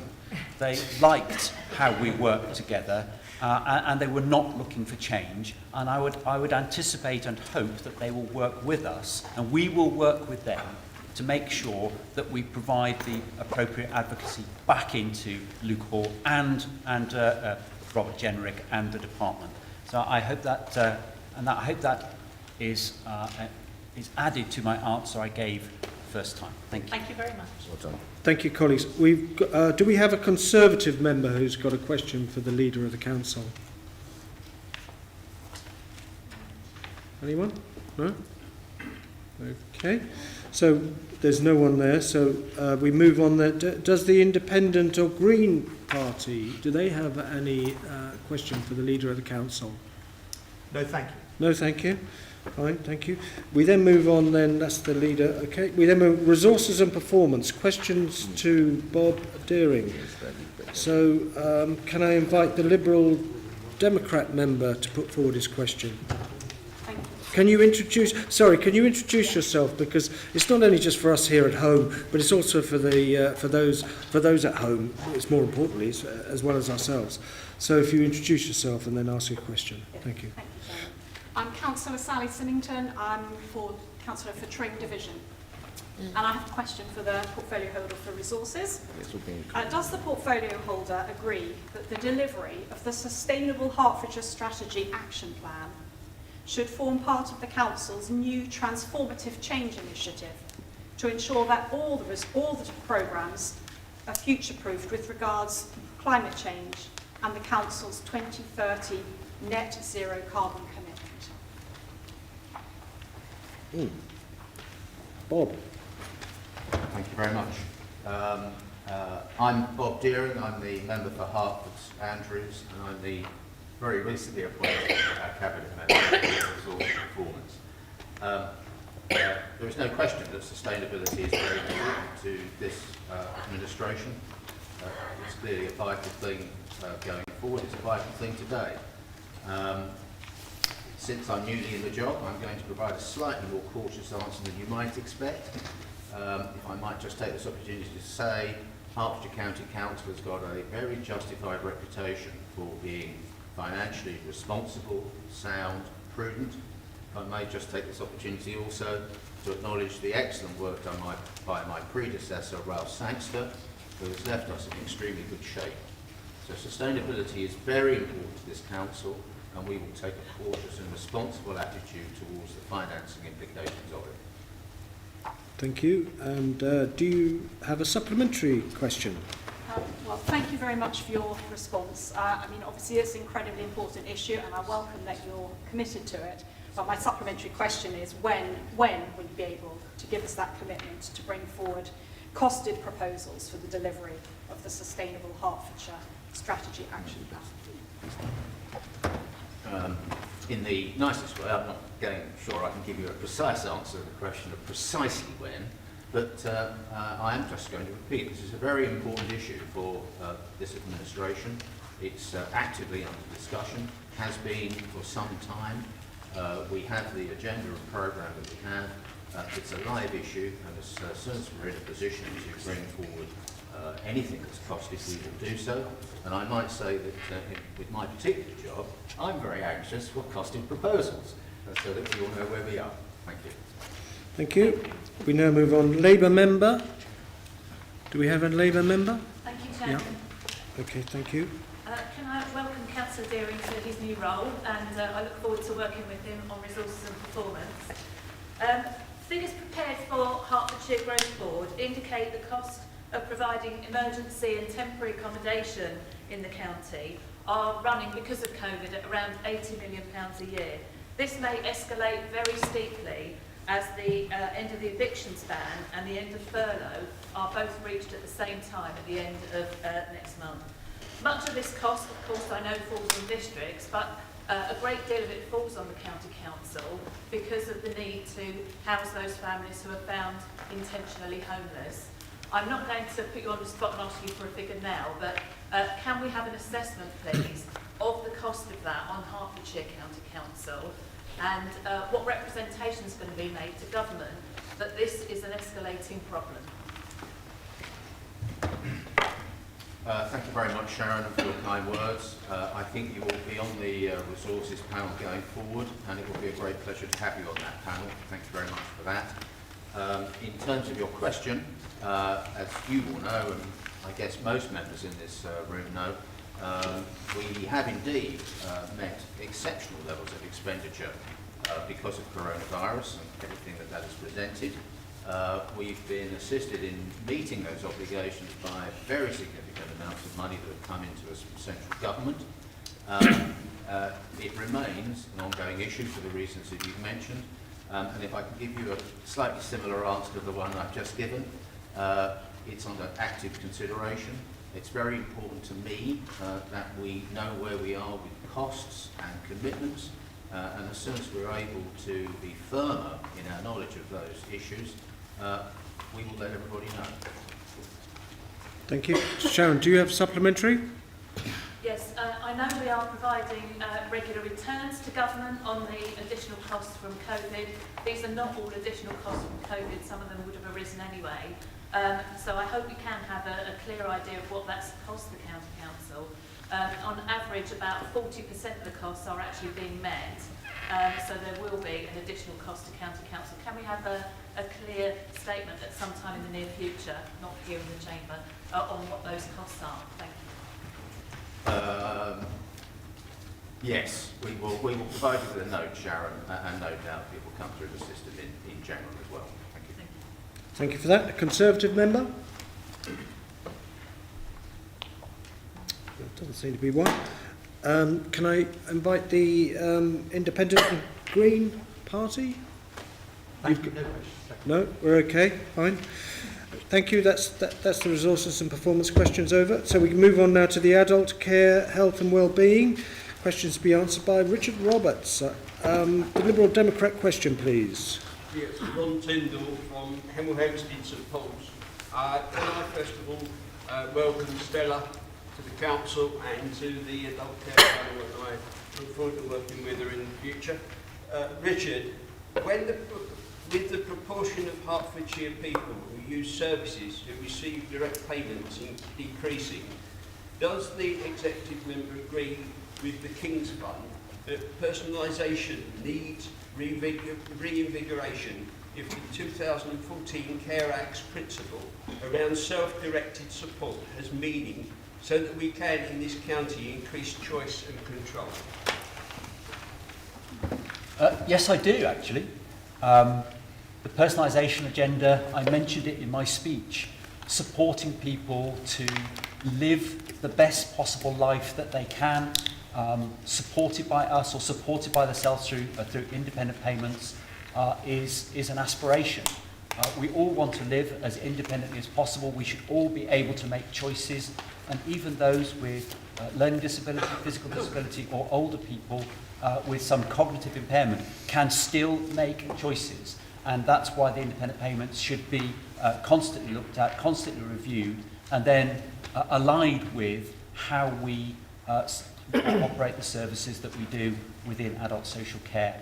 And some of those, of course, there's no point in somebody having an independent payment if they haven't got something to spend that money on in the wider community, or a service, or a help. And so we have to support both the market and the individual with their direct payment, and whether that is the most appropriate way. It's a good question, it's a good challenge, and I think, Stella, that's something that you'll want to pick up on in the years ahead. Absolutely. Thank you. Supplementary, Ron. And also, can I recognise that the Leader of the Council has given to the importance of adult care and well-being in the fact that he is retaining chair of the Health and Wellbeing Board. I welcome his future on that, and also hopefully we'll join it one day. However, as my supplementary, as the government is intending to reverse John Major's rail privatisation, will the executive member now urge the Prime Minister to reverse the decisions of David Cameron and fully implement the Care Act? I think it would be helpful. I think we are all agreed it would be helpful if the government could bring forward proposals on the sustainable funding of adult social care.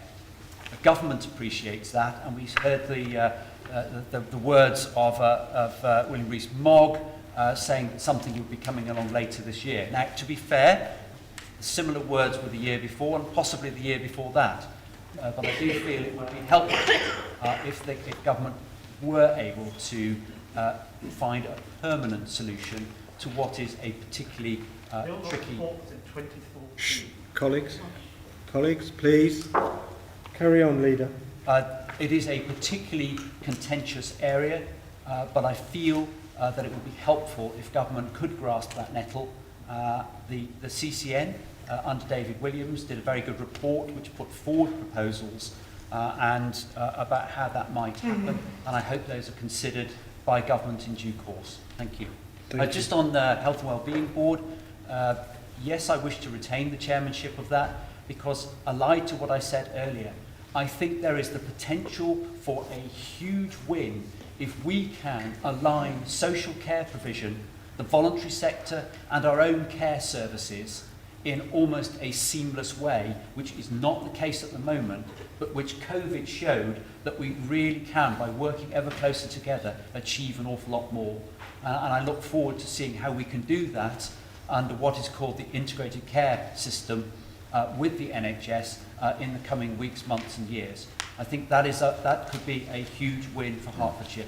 And again, sorry, my apologies, Chairman, just picking up the point about local government reform. The great advantage for Hertfordshire is that our LEP is coterminous with our boundaries, our police is coterminous, our fire service, our county council. And within that sits the great talent and the potential for us to work ever closer together. And I think that is potentially the success of Hertfordshire. And that's why I wanted West Essex to go and get on with with the rest of Essex as far as health is concerned. And we deal entirely with health on a Hertfordshire footprint. I think that would be really helpful as well. Thank you, Chairman. Okay, I allowed you a bit of leeway there. We were going backwards into the previous questions. But anyway, a Labour member. Has a Labour member got a... Thank you, Chair. Yeah. Councillor Nigel Bell, Deputy Leader of the Labour Group. Can I also congratulate Richard Roberts on his promotion and wish him well. I would like to say that when I shadowed him at Children's Services and then obviously at Adult Care, he was always on top of his brief and he was always very good as a chair, so I welcome that, and also welcome the comments he's just made on adult care and for the future, so it certainly bodes well. But can I just ask him on the report at number 661 on the care workforce uplift on pay, obviously we welcomed the increase last year, but what more does he think can be done on pay for our care workers? This is obviously for retention and recruitment. Thank you, Nigel, and for kind words. The check's in the post.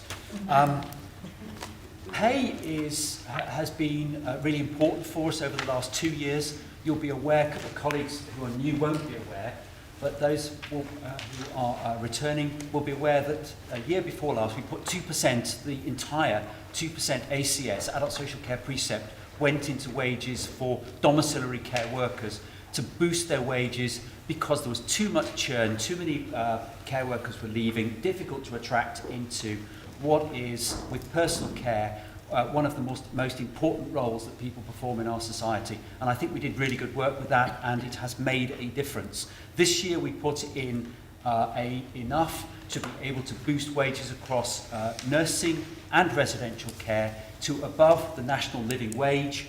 And I think, again, that will be appreciated by those working in the sector and also will help with retention and recruitment. And I think we can consider in future years what we need to do to help our care sector and our care partners who have weathered the storm in looking after so many of our vulnerable older people in care settings, as to whether they will need us to do more with them in terms of wages. Thank you, Nigel. Nigel. Just to add, thanks for that, Richard, and obviously what our care workers and obviously all our care homes have done over the last year, I think we all recognise, so it's good to hear you mention that, and obviously it's something we'll have to concentrate over on the next year. Can I just also add my welcome to Stella as well. Thank you very much. Thank you. Do we have a Conservative member to ask a question? No, we don't, not this time. Right, okay, so then we move on. Does the Independent of Green Party have a question? No, thank you. No? Fine, thank you. Now we move on to questions for the children, young people and families, and these questions will be answered by Teresa Heritage. So the Liberal Democrat member, do we have a question?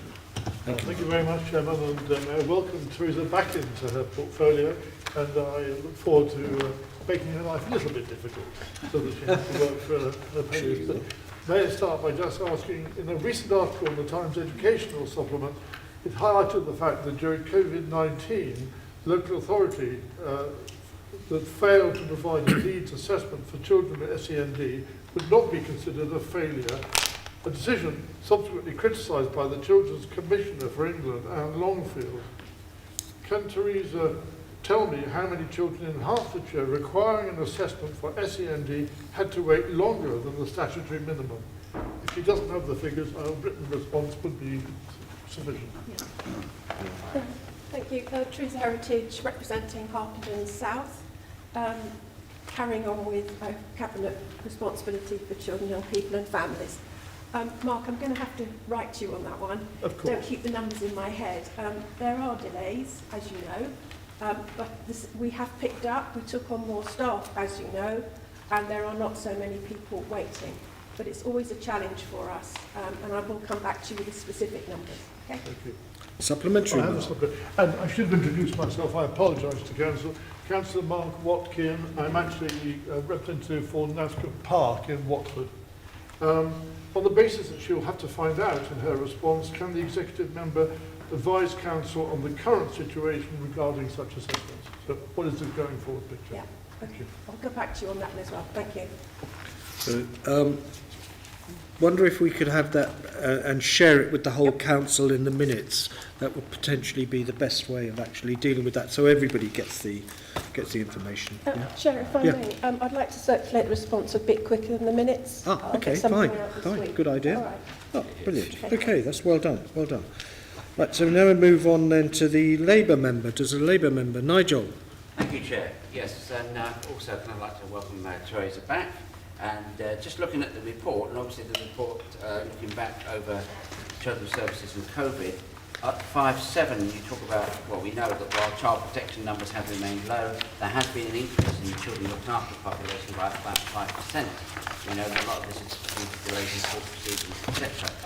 Can she give a view as to what we can do in trying to ease this a bit more over the next few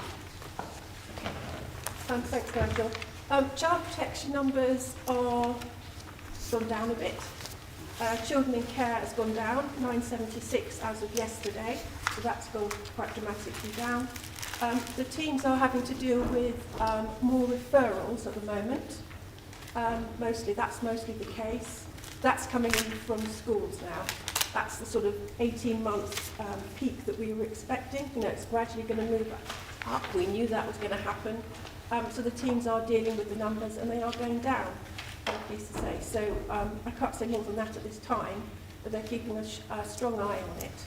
And you know, the child protection is not going up. Children in need are going up a bit, but referrals are the bit that we're looking at the moment. Okay? Supplementary. We don't have a supplementary. Fine. Thank you. Do we have a Conservative member with a question? No? No. And Independent and Green member? You okay? Mr. Chair, no. Fine, thank you. Let's now move on to the environment. And these questions are to be answered by Phil Bibley, yeah.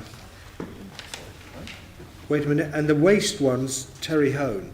So it's splitting it slightly. So do we have a Liberal Democrat question? Steve Jarvis, I think you were on the list. Thank you very much, Chair. Can I begin by saying I'm very pleased that there is now a panel that clearly identified as having responsibility for the Council's sustainability strategy. Clearly that's something that has a cross-cutting impact across everything that the Council does, but it's good to see that there is a panel that is now clearly responsible for that, because that wasn't entirely clear in the previous arrangement. And I congratulate Eric Buckmaster on his appointment, and I hope we can work together on securing those sustainability objectives for Hertfordshire. But in terms of the current action plan that we have in excess of 130 actions identified, but I think there's just 11 where we have a view of what the cost is going to be.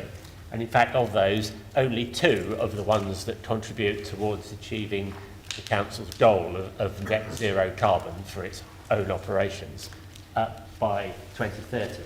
So I'd like to ask what the process is for identifying the cost of those other actions, and how, until we've done that, we can be confident that we're on track to achieve them. Would you like me to have Well, I've got Terry Hone down, but yes, you can do it. Go on, Eric, Well, you take it. Thank you, Chair. I guess I want to introduce myself as the new executive member for the environment. And we've already heard, haven't we, that there's a cross-cutting element around sustainability across the whole council. So I think that's the important thing, is that we need to make sure that there is joint activity. I do want to thank Teresa Heritage for all the foundation work that she's done on Sustainable Hertfordshire.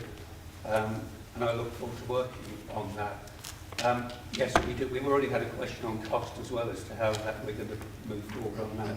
We do need to ensure that these are costed, but there's an awful lot that's already in process. We know from the IP we included £10 million towards sustainability, plus an additional £2 million of revenue. And there's also some significant funding already on decarbonisation, which I think is just £23.5 million, which will go towards decarbonising elements for many of our public buildings and schools. So there's a lot in process already, but I agree. We're still relatively early in the process. We need to pin down and hone down what the important things are. And the process does already, if I check my notes, that we have a number of elements that we can start on. There are business as usual elements, quick wins, key works programmes and key future work. So these are all listed. I've got a lot of work to do over the coming months and years, working with officers, working across the county, working with all of you. And I'm sure that we'll make great progress. I'm really looking forward to the cabinet panels. So I think that will also inform a lot of what we do. So I think there are lots of exciting opportunities. And yes, we do need to hone down and keep working on it. Thank you. Steve, have you got a supplementary? I do. I'm obviously pleased to hear Eric Buckmaster's plans for moving ahead on those issues. I think the specific issue relating to the council achieving its net zero carbon objectives is one I'd just like to ask a little more about. Clearly, we're not going to achieve net zero in 2030 in a single step. We are going to have to take a number of steps to achieve that. We're going to have to see how we can progress towards that target. When does he expect to be able to publish a carbon targets plan as to how we're going to reduce the council's carbon emissions only for its own activities, which is, I think we have to acknowledge, the easy bit of this, although it's still fairly hard. When does he expect to be able to set out a plan as to how we're going to get from where we are at the moment to zero in 2030? All right, thank you, Chair. It's far too early for me, isn't it, to be able to attend to that. But of course, that would be one of the questions I would be asking. And you know, I'm going to have a series of briefings. I've had some already, along with all of you. I'll have briefings with officers and directors, and we'll try to move that forward so that we're able to give clarity over time. Thank you, Eric. Labour member. Sharon. Thank you very much, Chairman. And can I be a bit cheeky and add my congratulations to Richard Roberts on his election as leader, to you as Chairman. And thank you, Richard. And can I also express my thanks to David Williams for all the work he's done supporting the regeneration efforts here in Stevenage.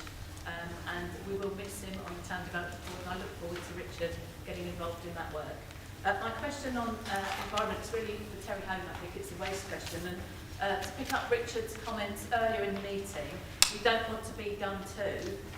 The government's proposals in the Queen's speech on waste collection, first of all, the remarkable conversion of the Conservative Party to nationalised services seem to have gone into waste collection as well, and involves standardising a service across the country of waste collection on free green waste and weekly food waste collection right across the country.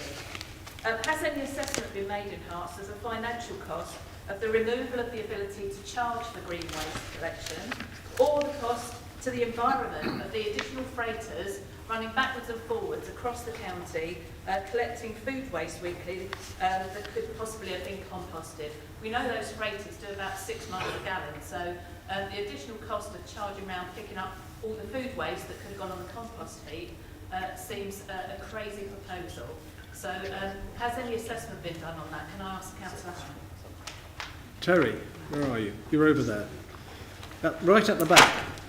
You can introduce yourself before you... Councillor Terry Hone, Bedford South. I was the Cabinet Member for Community Safety and Waste Management and our defunct portfolio. Certainly, the government's consultation on a variety of waste issues, we have made our representation through the Herts Waste Partnership absolutely clear about what we believe is the path forward as far as the responsibility of manufacturers, particularly of packaging, but also as far as collecting cans and collecting bottles and getting money back on those. So we've made our position clear. We're very keen and enthusiastic. Certainly, the concept of weekly collection of food waste, in my opinion, is a must, and certainly that would be the government's position as well. And it'll be a separate collection of food waste. That's not yet been, of course, announced, but certainly is in the messages we are getting very clear from the central government. Food waste collected weekly and separately. As far as charging is concerned, that's up in the air. I think that we charge for brown bin collection, garden waste. Most of the districts and boroughs now in Hertfordshire do, mainly for financial reasons. It is because their budgets are quite tight and quite squeezed, and therefore they are charging for brown bin collection. We're not seeing anything from central government quite the same, you will not, but certainly it is being questioned as to whether it is appropriate to charge for an extra service of collecting brown bins. I hope that answers your question, Sharon. Supplementary, Sharon. Thank you, Chairman. It was made quite clear by Luke Hall on a call I was on yesterday that the intention is to have free garden waste collection. Of course, if you live in Stevenage, you get free garden waste collection anyway. That isn't true in most of the county. It just, what I'd like to be assured of from the County Council is that we are going to have a proper assessment that takes into account both the financial cost and the additional carbon use of collecting these new in this new way that is going to be allegedly standardised across the country. Terry. Yes, to the Herts Waste Partnership, which I hope that all the districts and boroughs, including Stevenage, fully participate in. We of course have to have the target of 65 by 35, that's 65% recycled by the year 2035. Some districts and boroughs are nearly there at 65, I might add. Others are way, way behind and will need to increase their collection of recyclables by about 50% at what they are doing today. And I think those districts and boroughs know who they are through the Herts Waste Partnership. So keen and enthusiastic for that to happen. Until such time as the government comes out with its exact plans, which we've not yet seen what's going to go through legislation. Yes, there's guidance coming out. Yes, there's discussions going on, but the exact plans are yet to be published. When they are, no doubt, the districts and boroughs, who are, of course, the collection authorities, through the Herts Waste Partnership, will take cognizance of that. Thank you. Thank you. Do we have a Conservative member? No. Do we have the Independent Green Party? No. Right. So we then move on to it. Sorry, I do have a I was a bit too quick there. Apologies. That's all right. I wasn't quick enough to stand up. I just wanted to congratulate Eric on his new role. I don't have a question for you now, but I look forward to asking you lots in future. Right, okay. Thank you for that. Right, Ben. Well done, Ben. Now, if we now move on to the education, libraries and lifelong learning, these questions will be answered by Terry Doris. So, Terry, and so the first question is from the Liberal Democrat member. It's Mark Watkins, I understand. Mark. Thank you very much, and Terry, welcome back to your portfolio. It's a continuing relationship here, and I look forward to, again, to working opposite you, but supporting you where it's relevant. My question is this. It's been calculated that the Conservative government, in changing the date of the census data on which vitally needed pupil premium funding is based, from January 2021 to October 2020, will have cut at least £119 million from the school budgets nationally, and locally £1.75 million from Hertfordshire schools. Hertfordshire has one of the widest attainment gaps in the country, with little evidence of it narrowing. Does he agree with his colleague Terry Heritage and the LGA that pupil premium is a vital part of the government's levelling up agenda and that this cut is unacceptable? Terry. Thank you very much indeed, Mark. Terry Duris, County Councillor for Bridgewater and returning Cabinet Member for Education, Lifelong Learning, Skills and all the things that you asked me about. I think the first thing to say is that to put it into a national perspective, the government actually for 2021 provided funding of £2.4 billion for pupil premium, and that will rise by £0.1 billion to £2.5 billion in the forthcoming year. The changes we have to just, as you have said, come about by virtue of the fact that the census date was changed from January 2021 to October 20, and that took 1,518 children out of the catchment for pupil premium and free school meals. It's also fair to say that in the general term, the number of children moving away from free school meals and coming into free school meals would be about equal, but during this pandemic we have seen that increase of 1,518 children between that October and January period. I do intend to write to the Secretary of State to seek guidance on how he considers the government might best support us in achieving an appropriate solution to this particular issue. And of course I agree with my colleague Teresa Heritage, in saying that the narrowing the gap is of absolute importance and in providing the best possible education for all our children, and particularly those who are in benefit of pupil premium. I think it's also fair to say that the numbers may change. We don't necessarily know, because of course we've had a number of children in that October-January period. But that may level out as we go forward, and that's something that we need to watch. But you can be very assured that Hertfordshire County Council will pay very close attention to the situation as it stands at the moment. I'm sorry I've run over time. Oh, don't worry about that. Supplementary? No, I think that's the answer. That's fine. Labour Group member? Any questions? No? Yeah. Oh, sorry. Oh, let me just... Can you introduce yourself, please? Yeah, thank you, Chairman.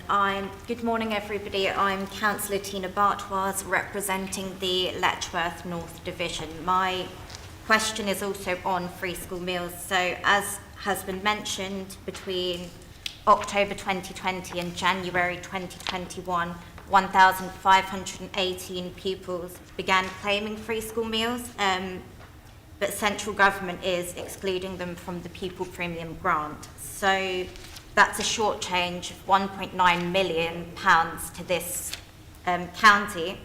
And I wanted to know specifically what this administration is planning to do about that. So you're going to write to the relevant person, but what are you actually going to do, please? Thank you. Terry. I think, with respect, I'm not sure that I can add anything very much to what I've already said, which was I proposed writing to the Secretary of State seeking clarification and guidance on how the government may actually seek to reimburse us for this missing £1.9 million.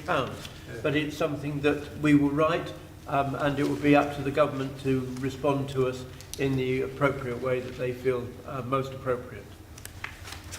Thank you. Conservative member. Oh, supplementary, sorry. Apologies. No, I'm okay. Thank you very much for that, and I look forward to working with you, Terry. Thank you. No supplementary then, fine. Okay, Caroline Clapper. Thank you, Chairman. My name is Caroline Clapper and I'm representing Watling Division.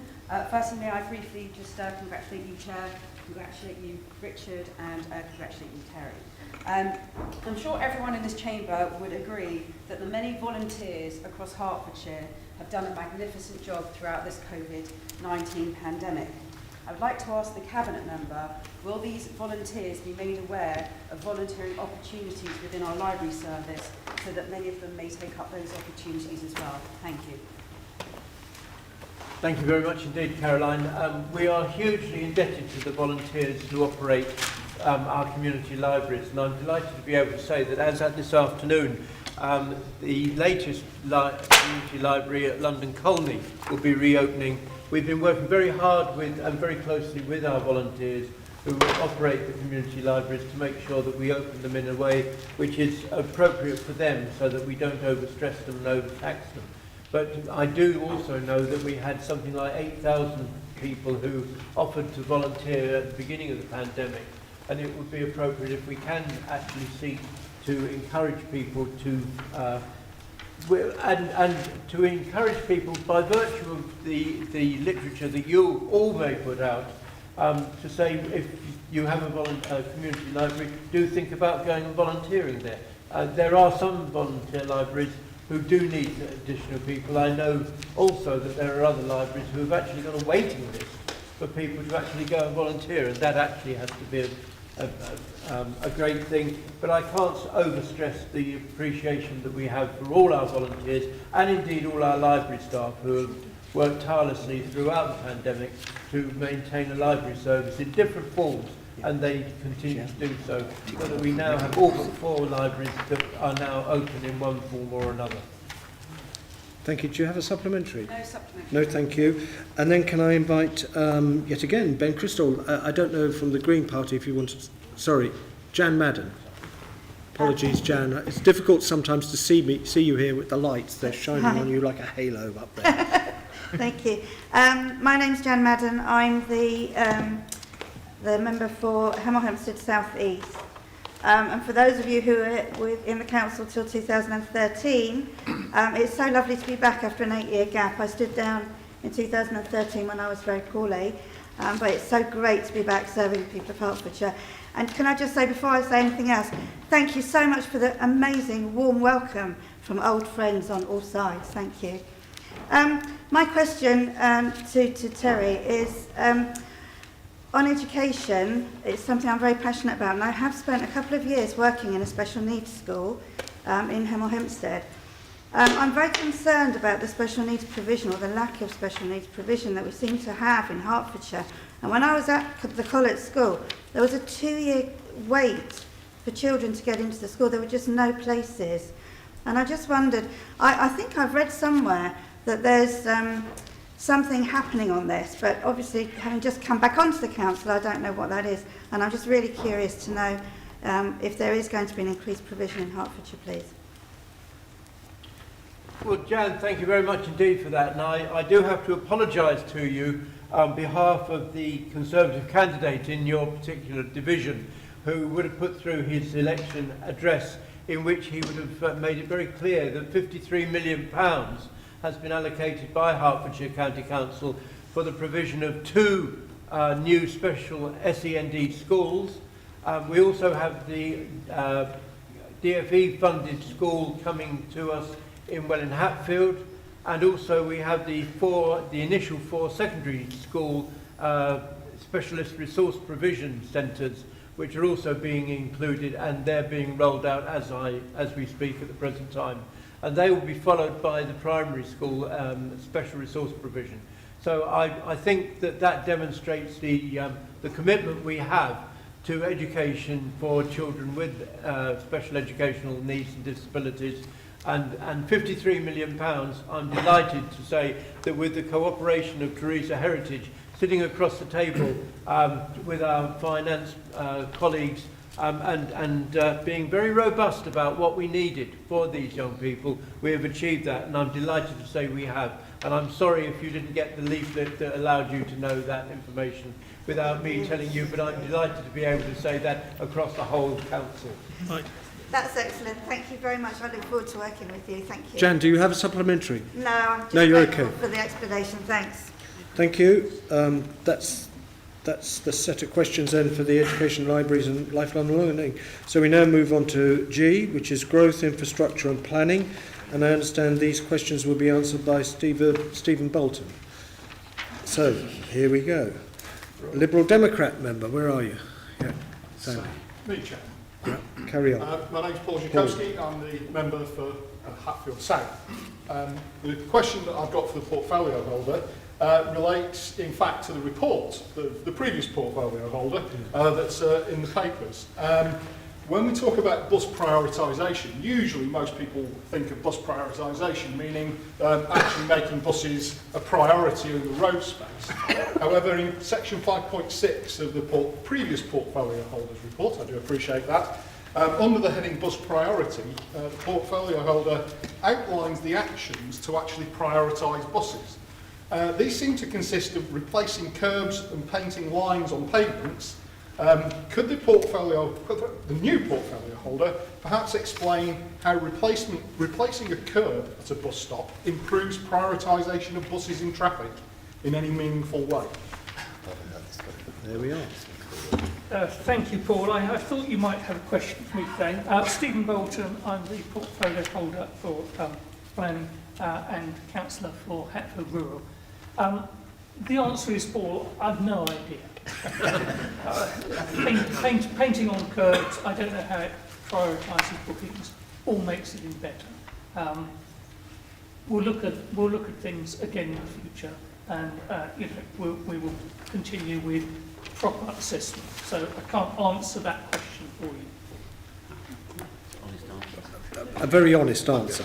Absolutely. I thank the new portfolio holder for being very honest and forthright about that. And I present my supplementary as an opportunity because as part of the report on bus prioritisation, there is an indication that there is a second tranche of schemes mentioned in the report. And I was wondering if you can perhaps commit to reviewing that programme to make sure it's actually fit for purpose. I think you've already said yes, but I'll just put that to you. Thank you, and yes, we will review that and make sure it's fit for purpose. Thank you. We now move on to the Labour member. Councillor Asif Khan from North Watford, and can I welcome Steve on his portfolio holder. My question is actually about the growth agenda and planning. And there's the agenda which is actually no communities, no people are left behind. Would he share with us his view on, in particular, social housing and affordable housing, and how the county council would work with districts to ensure that developers don't squirm out of actually building social and affordable housing that is so much needed by not just young people, but all people within our Stephen. Thank you very much for that question, and it is a matter that has caused me some concern over a period of years, particularly at the local planning authority level, which will decide the social housing with the developers. The problem I see it is that so many developers sort out their costs so that they say there is no money for affordable housing and social housing. And this, I think, is unacceptable. Yeah. And there's much more work needs to be done. on the costs and indeed the site values which go to make up the amount of money left and how much they can afford then on social and affordable housing. As we go into developing, unfortunately, on some areas of Green Belt, which are at the moment have agricultural values, and suddenly they will have planning permission and have residential values, there will be a huge difference in the value of the sites. But we must not lose sight of the fact that many of these developers, particularly some which are developing their own sites rather than buying in new sites, will have a significant uplift. But I don't want that uplift to be able to reduce the value that can be put on social and affordable housing. County has a way to go on this, but we, of course, are not the prime movers. It's the local planning authorities who decide this. But obviously, wherever we can, we will assist in the situation. Thank you, Steve.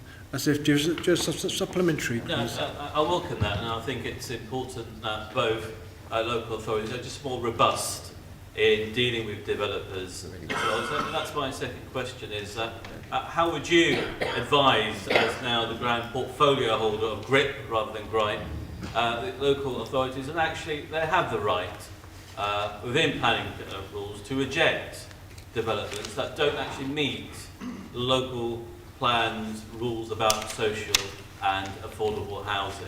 So what advice would you give? My advice would be to be robust with developers.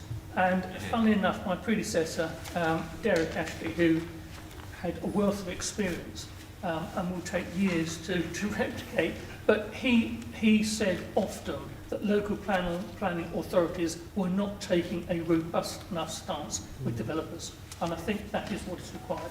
Thank you. Thank you. A Conservative member? No. No, we don't have one. Do we have an Independent and Green member? Do they want to say anything? Oh, thank you, Chair. No? No question. Okay, fine. So now we move on to highways, and this is Phil's, what do I call it? An empire, if we call it that. Yes. Can I call it that? Yes. So the first question, Liberal Democrat, Stephen, I think you want to kick off here. He's putting a marker in the sand. Putting a marker in the sand. Yeah. Well, first I should say I haven't introduced myself as the member for Central Watford and Oxley, and I've been delighted to be returned for a further term after 20 years representing that division, one of my larger majorities. But I welcome the challenge that Phil and I face across the chambers we will do when we're back at County Hall. I'm sure he'll agree with me in welcoming the UK Energy Regulators recently approved plans for £300 million investment in low carbon projects, including the support for 3,500 charging points for electric vehicles. In relation to the rest of this question, can I thank you, my newly elected colleague Adrian England, pointing out some deficiencies that have arisen in relation to this and Hertfordshire's support for this.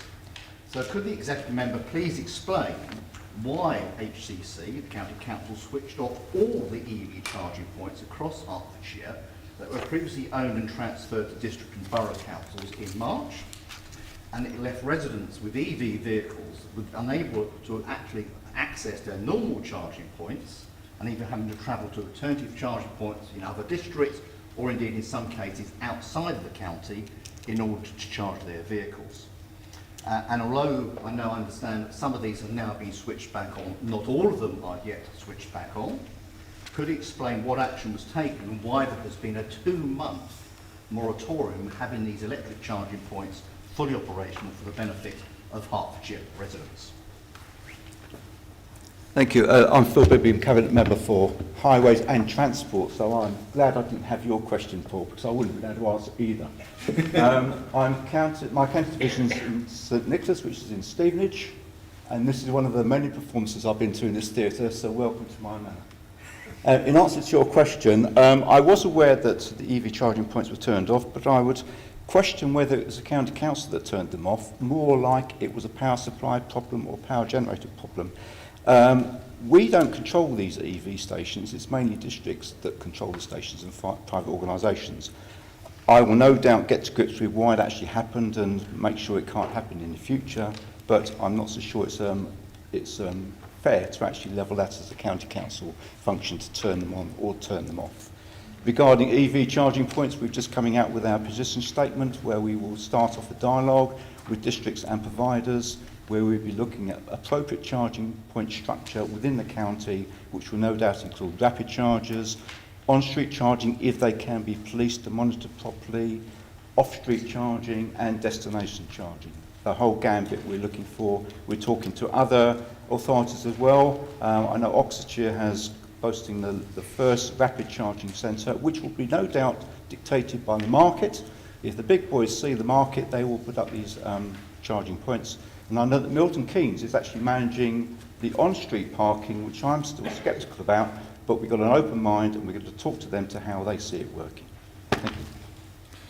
Supplementary. Yes, well, I have to have an exchange of emails which certainly points the finger indeed. A senior county officer has admitted there had been some issues in relation to charges and turning them off. But I welcome Phil's commitment to EV on-road chargers. I just wish that commitment was actually more across the whole of the county, given my division has the most on-road charging points in the whole of Hertfordshire in terms of central Watford, supplied via the Borough Council. Notwithstanding that, but given the importance of electric vehicle charging infrastructure and the need to better understand the role councils have in the delivery of electric vehicle charging points and its infrastructure, could you confirm who will be attending as a Highway Authority representative at the workshop arranged by the Local Government Association and HM Treasury on the 3rd of June to gather views and assembling ideas and the infrastructure proposals for Hertfordshire, and when this will be reported back? I don't know that specific point, but I will find out and I will let you know. Thank you. Thank you. Conservative member. We have one. Thank you, Chairman. Councillor Jeff Jones, member for Buntingford Division. My question is to Phil on the 20 mile an hour scheme. In the current integrated plan, this council wisely allocated £7 million to introduce, where appropriate, 20 mile an hour schemes in members' divisions to address speeding and traffic problems. Areas promoted would be assessed by the place and movement approach or speed measurements. Whilst canvassing during the election, it was clear that this scheme was very welcomed by the electorate. So could I ask the executive member for Highways if you could give us an update on the 20 mile an hour scheme? Thank you. Thank you, Jeff. As you suggest, we are now encouraging 20 mile an hour areas where they are appropriate in line with local demand and our speed management strategy. And now that all the political uncertainty is out of the way and I'm back in situ, I will be working with officers to actually work out our own selection criteria and prioritisation to make sure our £7 million is spent wisely, because I expect quite a few applications coming in. But they will all be assessed regarding local buy-in, local need and appropriateness in line with the speed management strategy. If anyone in the meantime thinks they have a good plan, then please let the officers know, because we have a database already of plans that are desired.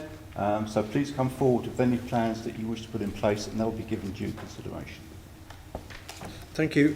Colleagues, I made a slight error in the way I called those names out. I should have got the Labour member before the Conservative, but I'm sure it's going to be very fortuitous for them, because they heard your answer about the 20 mile an hour speed limits then.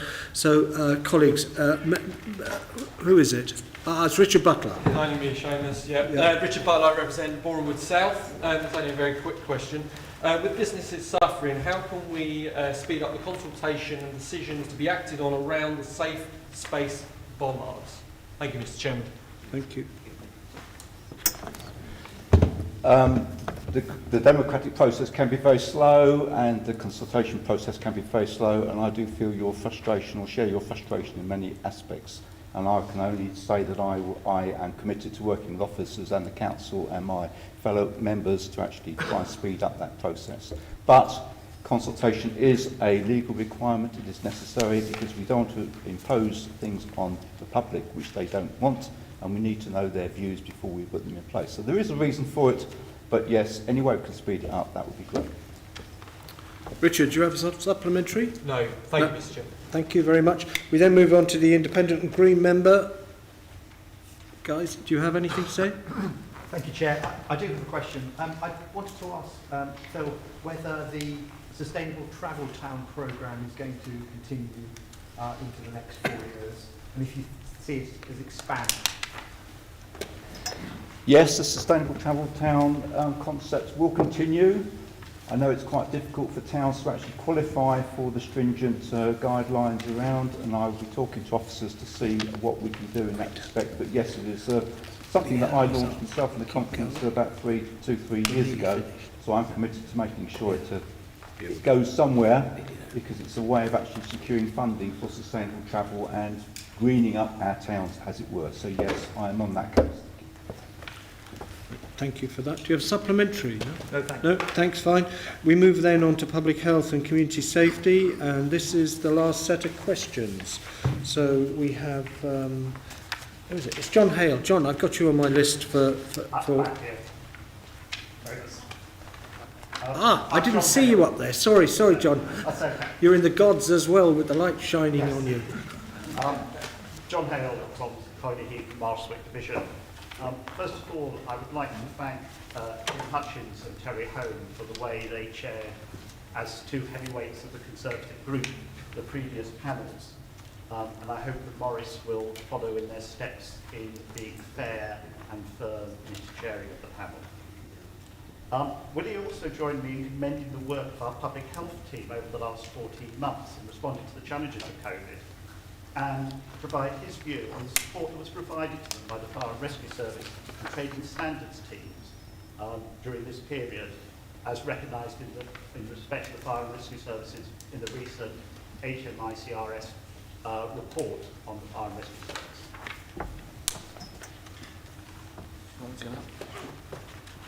Sorry, Morris. Thank you very much indeed for your question. First of all, add to the growing list.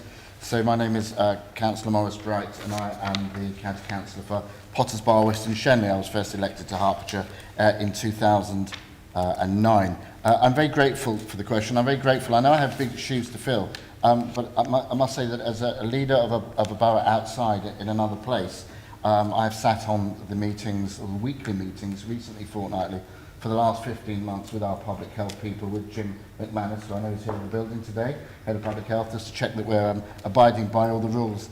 So I've had first-hand experience with Tim and others of the excellent work that's been carried out cross-agency, and also the support cross-party as well by leaders. It's important to understand that what we do together. We have to do as an agency. We've now got COVID numbers low, and we know that they're staying low. We can say that for the first time, past 2 weeks, there have been no deaths at all in Hertfordshire down to COVID in the last fortnight. Sadly, over the last 15 months, we've lost 2,345 of our residents. Each of those, a person, each of those has a family. The effects will be long felt, but we are coming out of this, and as I've said, the last 2 weeks we've had no deaths at all. Yes, it has been a cross-agency endeavour. No one person, no one agency or group can have a monopoly on either care or looking after the people, and I'm very grateful for the help and the work that all the agencies have put together.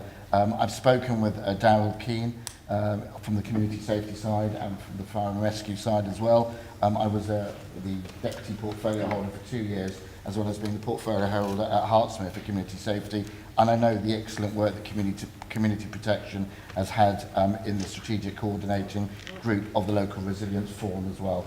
So I am very happy with the work to date. There is so much more to do as we come out of this.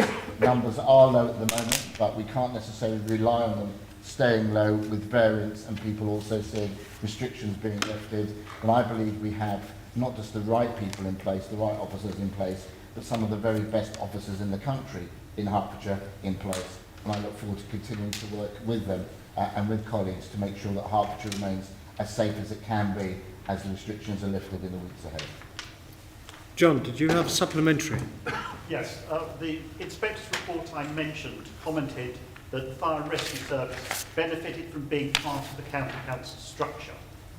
Will Councillor Bright be ensuring that the county council puts forward a robust response to the suggested consultation later this year and say that fire and rescue services should remain part of the county council, whereas in Hertfordshire it is proven to be the best solution?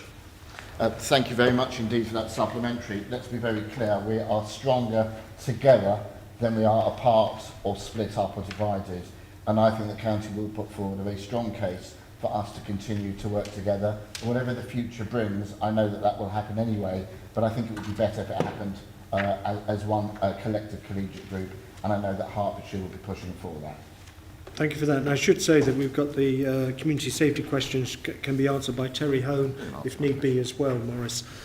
Chairman, so yeah. would you like me to make a comment about the role of the fire and rescue service during the COVID crisis? Well, which was part of the first question asked. Well, yeah, all right. But if it's a very short comment, because we are strapped for time, because another meeting. I just want to respond really to the question from the Labour.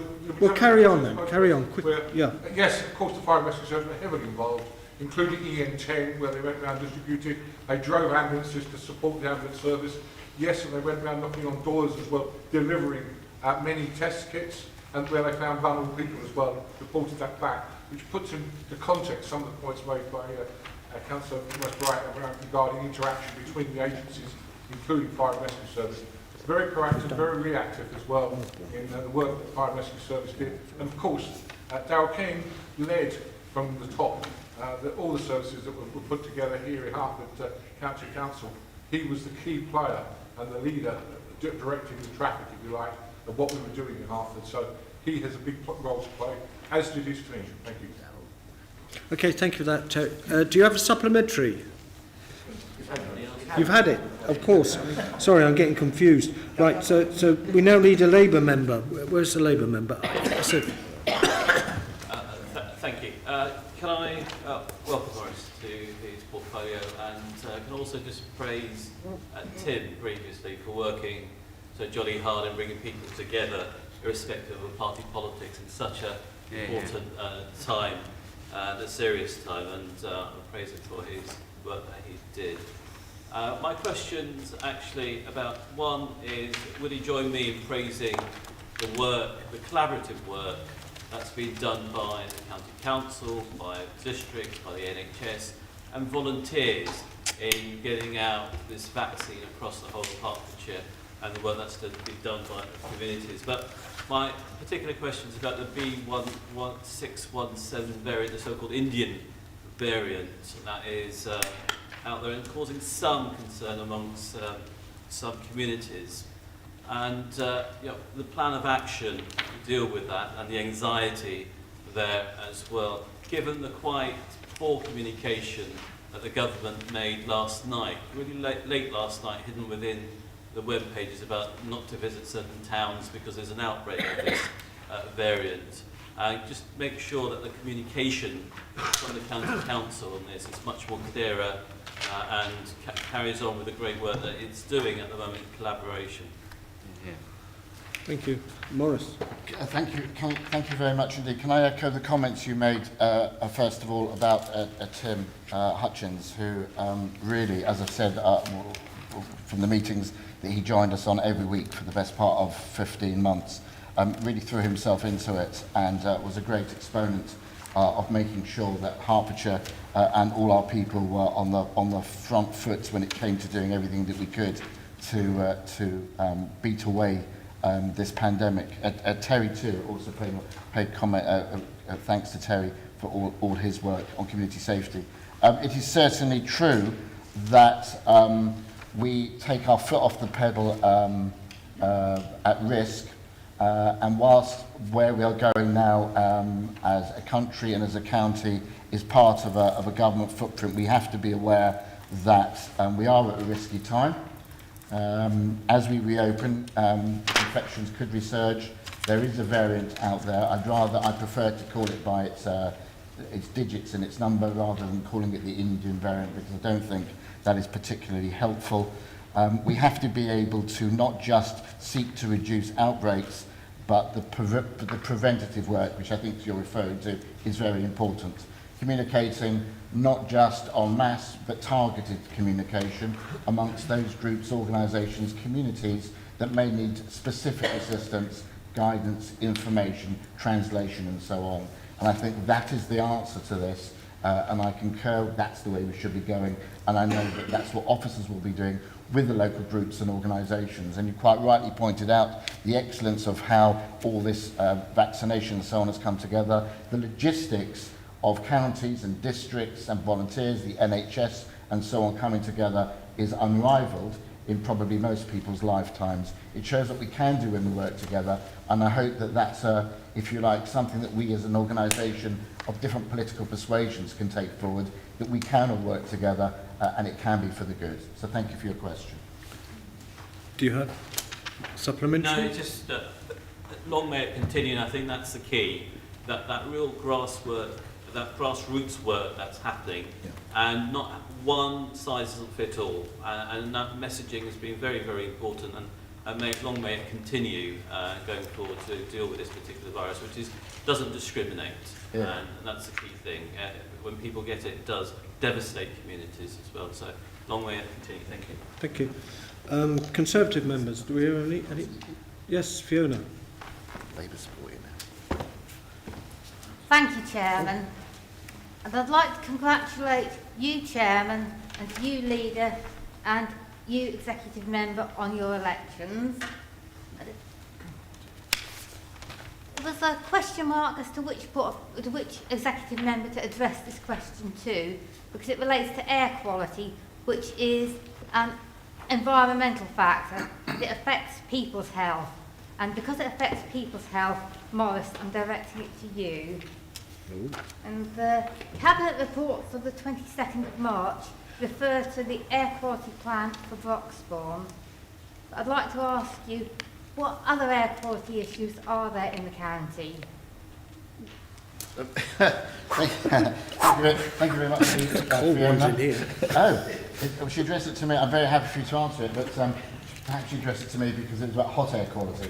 So it automatically came to me. Look, pollution doesn't know of any particular portfolio or any particular cabinet. It affects all of us, and Broxbourne, of course, we know has particular issues. I think it's around the A10, that particular junctions. And of course, during the lockdown, we find ourselves in a position where less cars, less vehicles, less planes, pollution drops generally, not just across the county, across the country, across the world, and that's a good thing. What we don't want to find, as we now see that levels are rising back up again with traffic and so on, that we forget the good that can come out of the difficulties that we've had. It is imperative that we work particularly hard. There will be less people going to work full-time. I think the whole working 5 days a week, 52 weeks a year is going to change, and hopefully that will change some of people's travelling with it. We need to make sure we have the best cycle highways between towns and our communities that we can possibly have, and encourage as much electric charging as we can to make sure we have the infrastructure in place. So yes, I think it straddles many portfolios. I'm grateful you asked it. I've got an 11-year-old son. I want to make sure that the world is in a far better place than I found it in all those years ago, and I know we want to do that for our children and future generations too. So we'll do our bit, as I'm sure other people will too. And I think Terry wanted to get up and answer that one. No, she didn't. So I hope that's a suitable answer for you, Fiona. The answer is yes, we need to be focusing on air pollution. And when we get funds through from government, levelling out funds, etc., we need to work out if there's a manner in which we can put this money together to find the best ways, especially around traffic pinch points, which cause so much issues around cars idling and giving off fumes. So there is a lot we can do, and hopefully this is just the start. Supplementary, Fiona. A supplementary will not be necessary because the supplementary of what are we going to do about it has already been answered. Thank you, Morris. Thank you. Thank you. And then finally, we have Ben and Jan. Do you have anything to add? No, thank you. No questions? No? Great. Well, thank you everyone. That concludes that section of the agenda. We now move on to agenda item 14, which is a report of Overview and Scrutiny Committee. Can I invite David Andrews to move his motion? I should say the time limits for speeches in debates on item 14 and 15 are mover of the motion 5 minutes, first speaker from each, and other groups or speaker who has been nominated by the chairman of the previously in writing by group leaders gets 5 minutes, and all other speakers gets, including the mover of the motion, gets 3 minutes. So that's clear. Right, so now, so David, can I invite you to move the motion? 5 minutes. Thank you very much, Chairman, and congratulations on your elevation. Permit me, please, to move the report, but first I best introduce myself. Councillor David Andrews, the electors of Ware North chose to return me for a 4th term. I thank you to them. Permit me to move the report for the Overview and Scrutiny Committee, and in doing so, welcome those members that have been duly appointed to it today. We have an interesting series of conundrums within the immediate future. It's always a busy programme, and I very much look forward to working with you all. Thank you. Can I invite Sandy to second? I'm Sandy Walkington, St Albans South. I'm very happy to formally second this report. Thank you. Debate. Do we have any debates? Do we have anyone who wants to speak on this?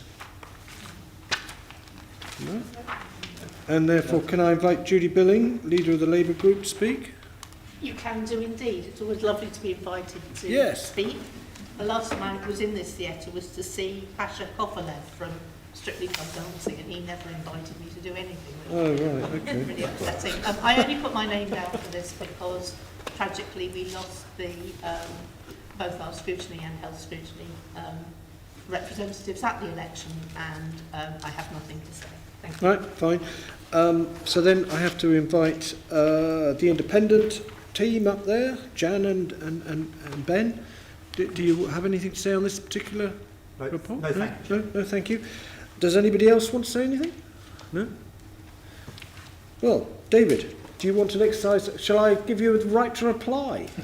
But we haven't heard anyone, so I'm not too sure if I should. Again, I'd just like to reiterate the hard work that's gone into overview and scrutiny over the last 4 years. The officers, together with the assistance of members, have taken to a place where the leading authorities on the subject and the topic consider us to be an exemplar here at Hertfordshire County Council. And I, for my part, am very, very keen that we continue that work, and we're an exemplar in 4 years' time. Thank you. Fine. Okay, I ask for a vote. Those in favour? Those against? Anyone against? No. Anyone abstaining? That's carried. Thank you. We now move on to the report of the Health Scrutiny Committee. Well, as you all know, I used to be the chairman of the Health Scrutiny Committee, so I'm moving this particular report in my name. It's the same rules as before. I get 5 minutes to speak, but I'm not going to take them. I'm just going to say I invite Ron Tyndall to second. Thank you, Chair.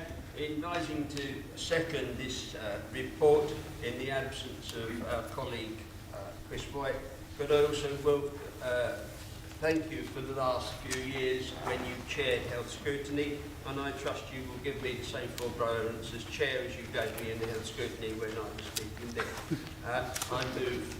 I second the motion. Thank you. Do we have debate? Anyone debate? Anyone want to say anything? Hands? No?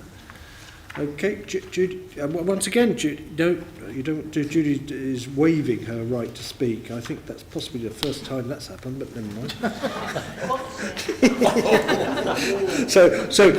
Yeah, I know. Let me see. Can I invite now again Jan or Ben? Do they have anything to say? Anything? No. Okay, fine. So I have got nothing else to say about this report apart from the fact that self-scrutiny is very close to my heart. I'm hoping that Dee is going to chair it in the way that I've chaired it, which is a non-political way.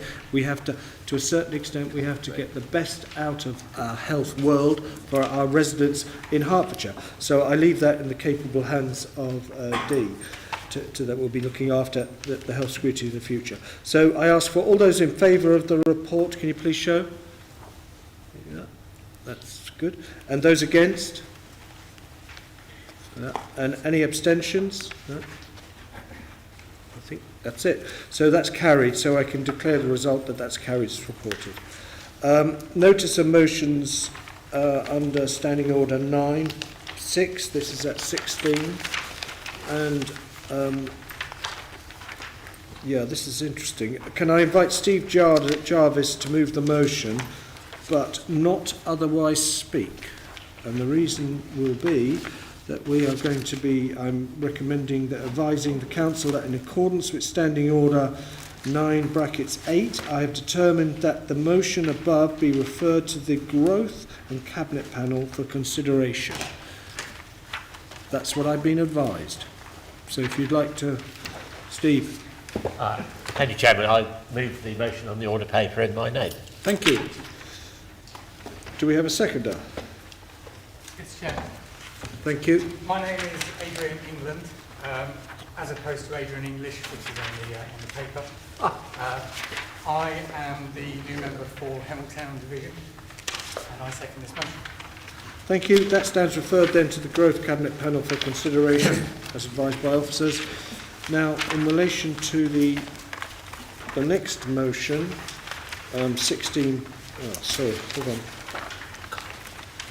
Yeah, the last one is 16B, the second one. Can I, again, this is going to be, can I advise the Council that in accordance with Standing Order 9(8), I've determined that this motion will be referred to the Adult Social Care Cabinet Panel for consideration, and I invite Ron Tyndall to move. Thank you, Chair, and I so move. And can I invite a seconder? And I so second, Mr. Chairman. Well, there we are. There's only one word left to say on my paper, and it says end. So can I thank all members of the Council for possibly the few little errors I made along the way, and I'm sure I will be a bit sharper when we get back home in County Hall. Thank you, and we can now close the meeting. Well done. Well done.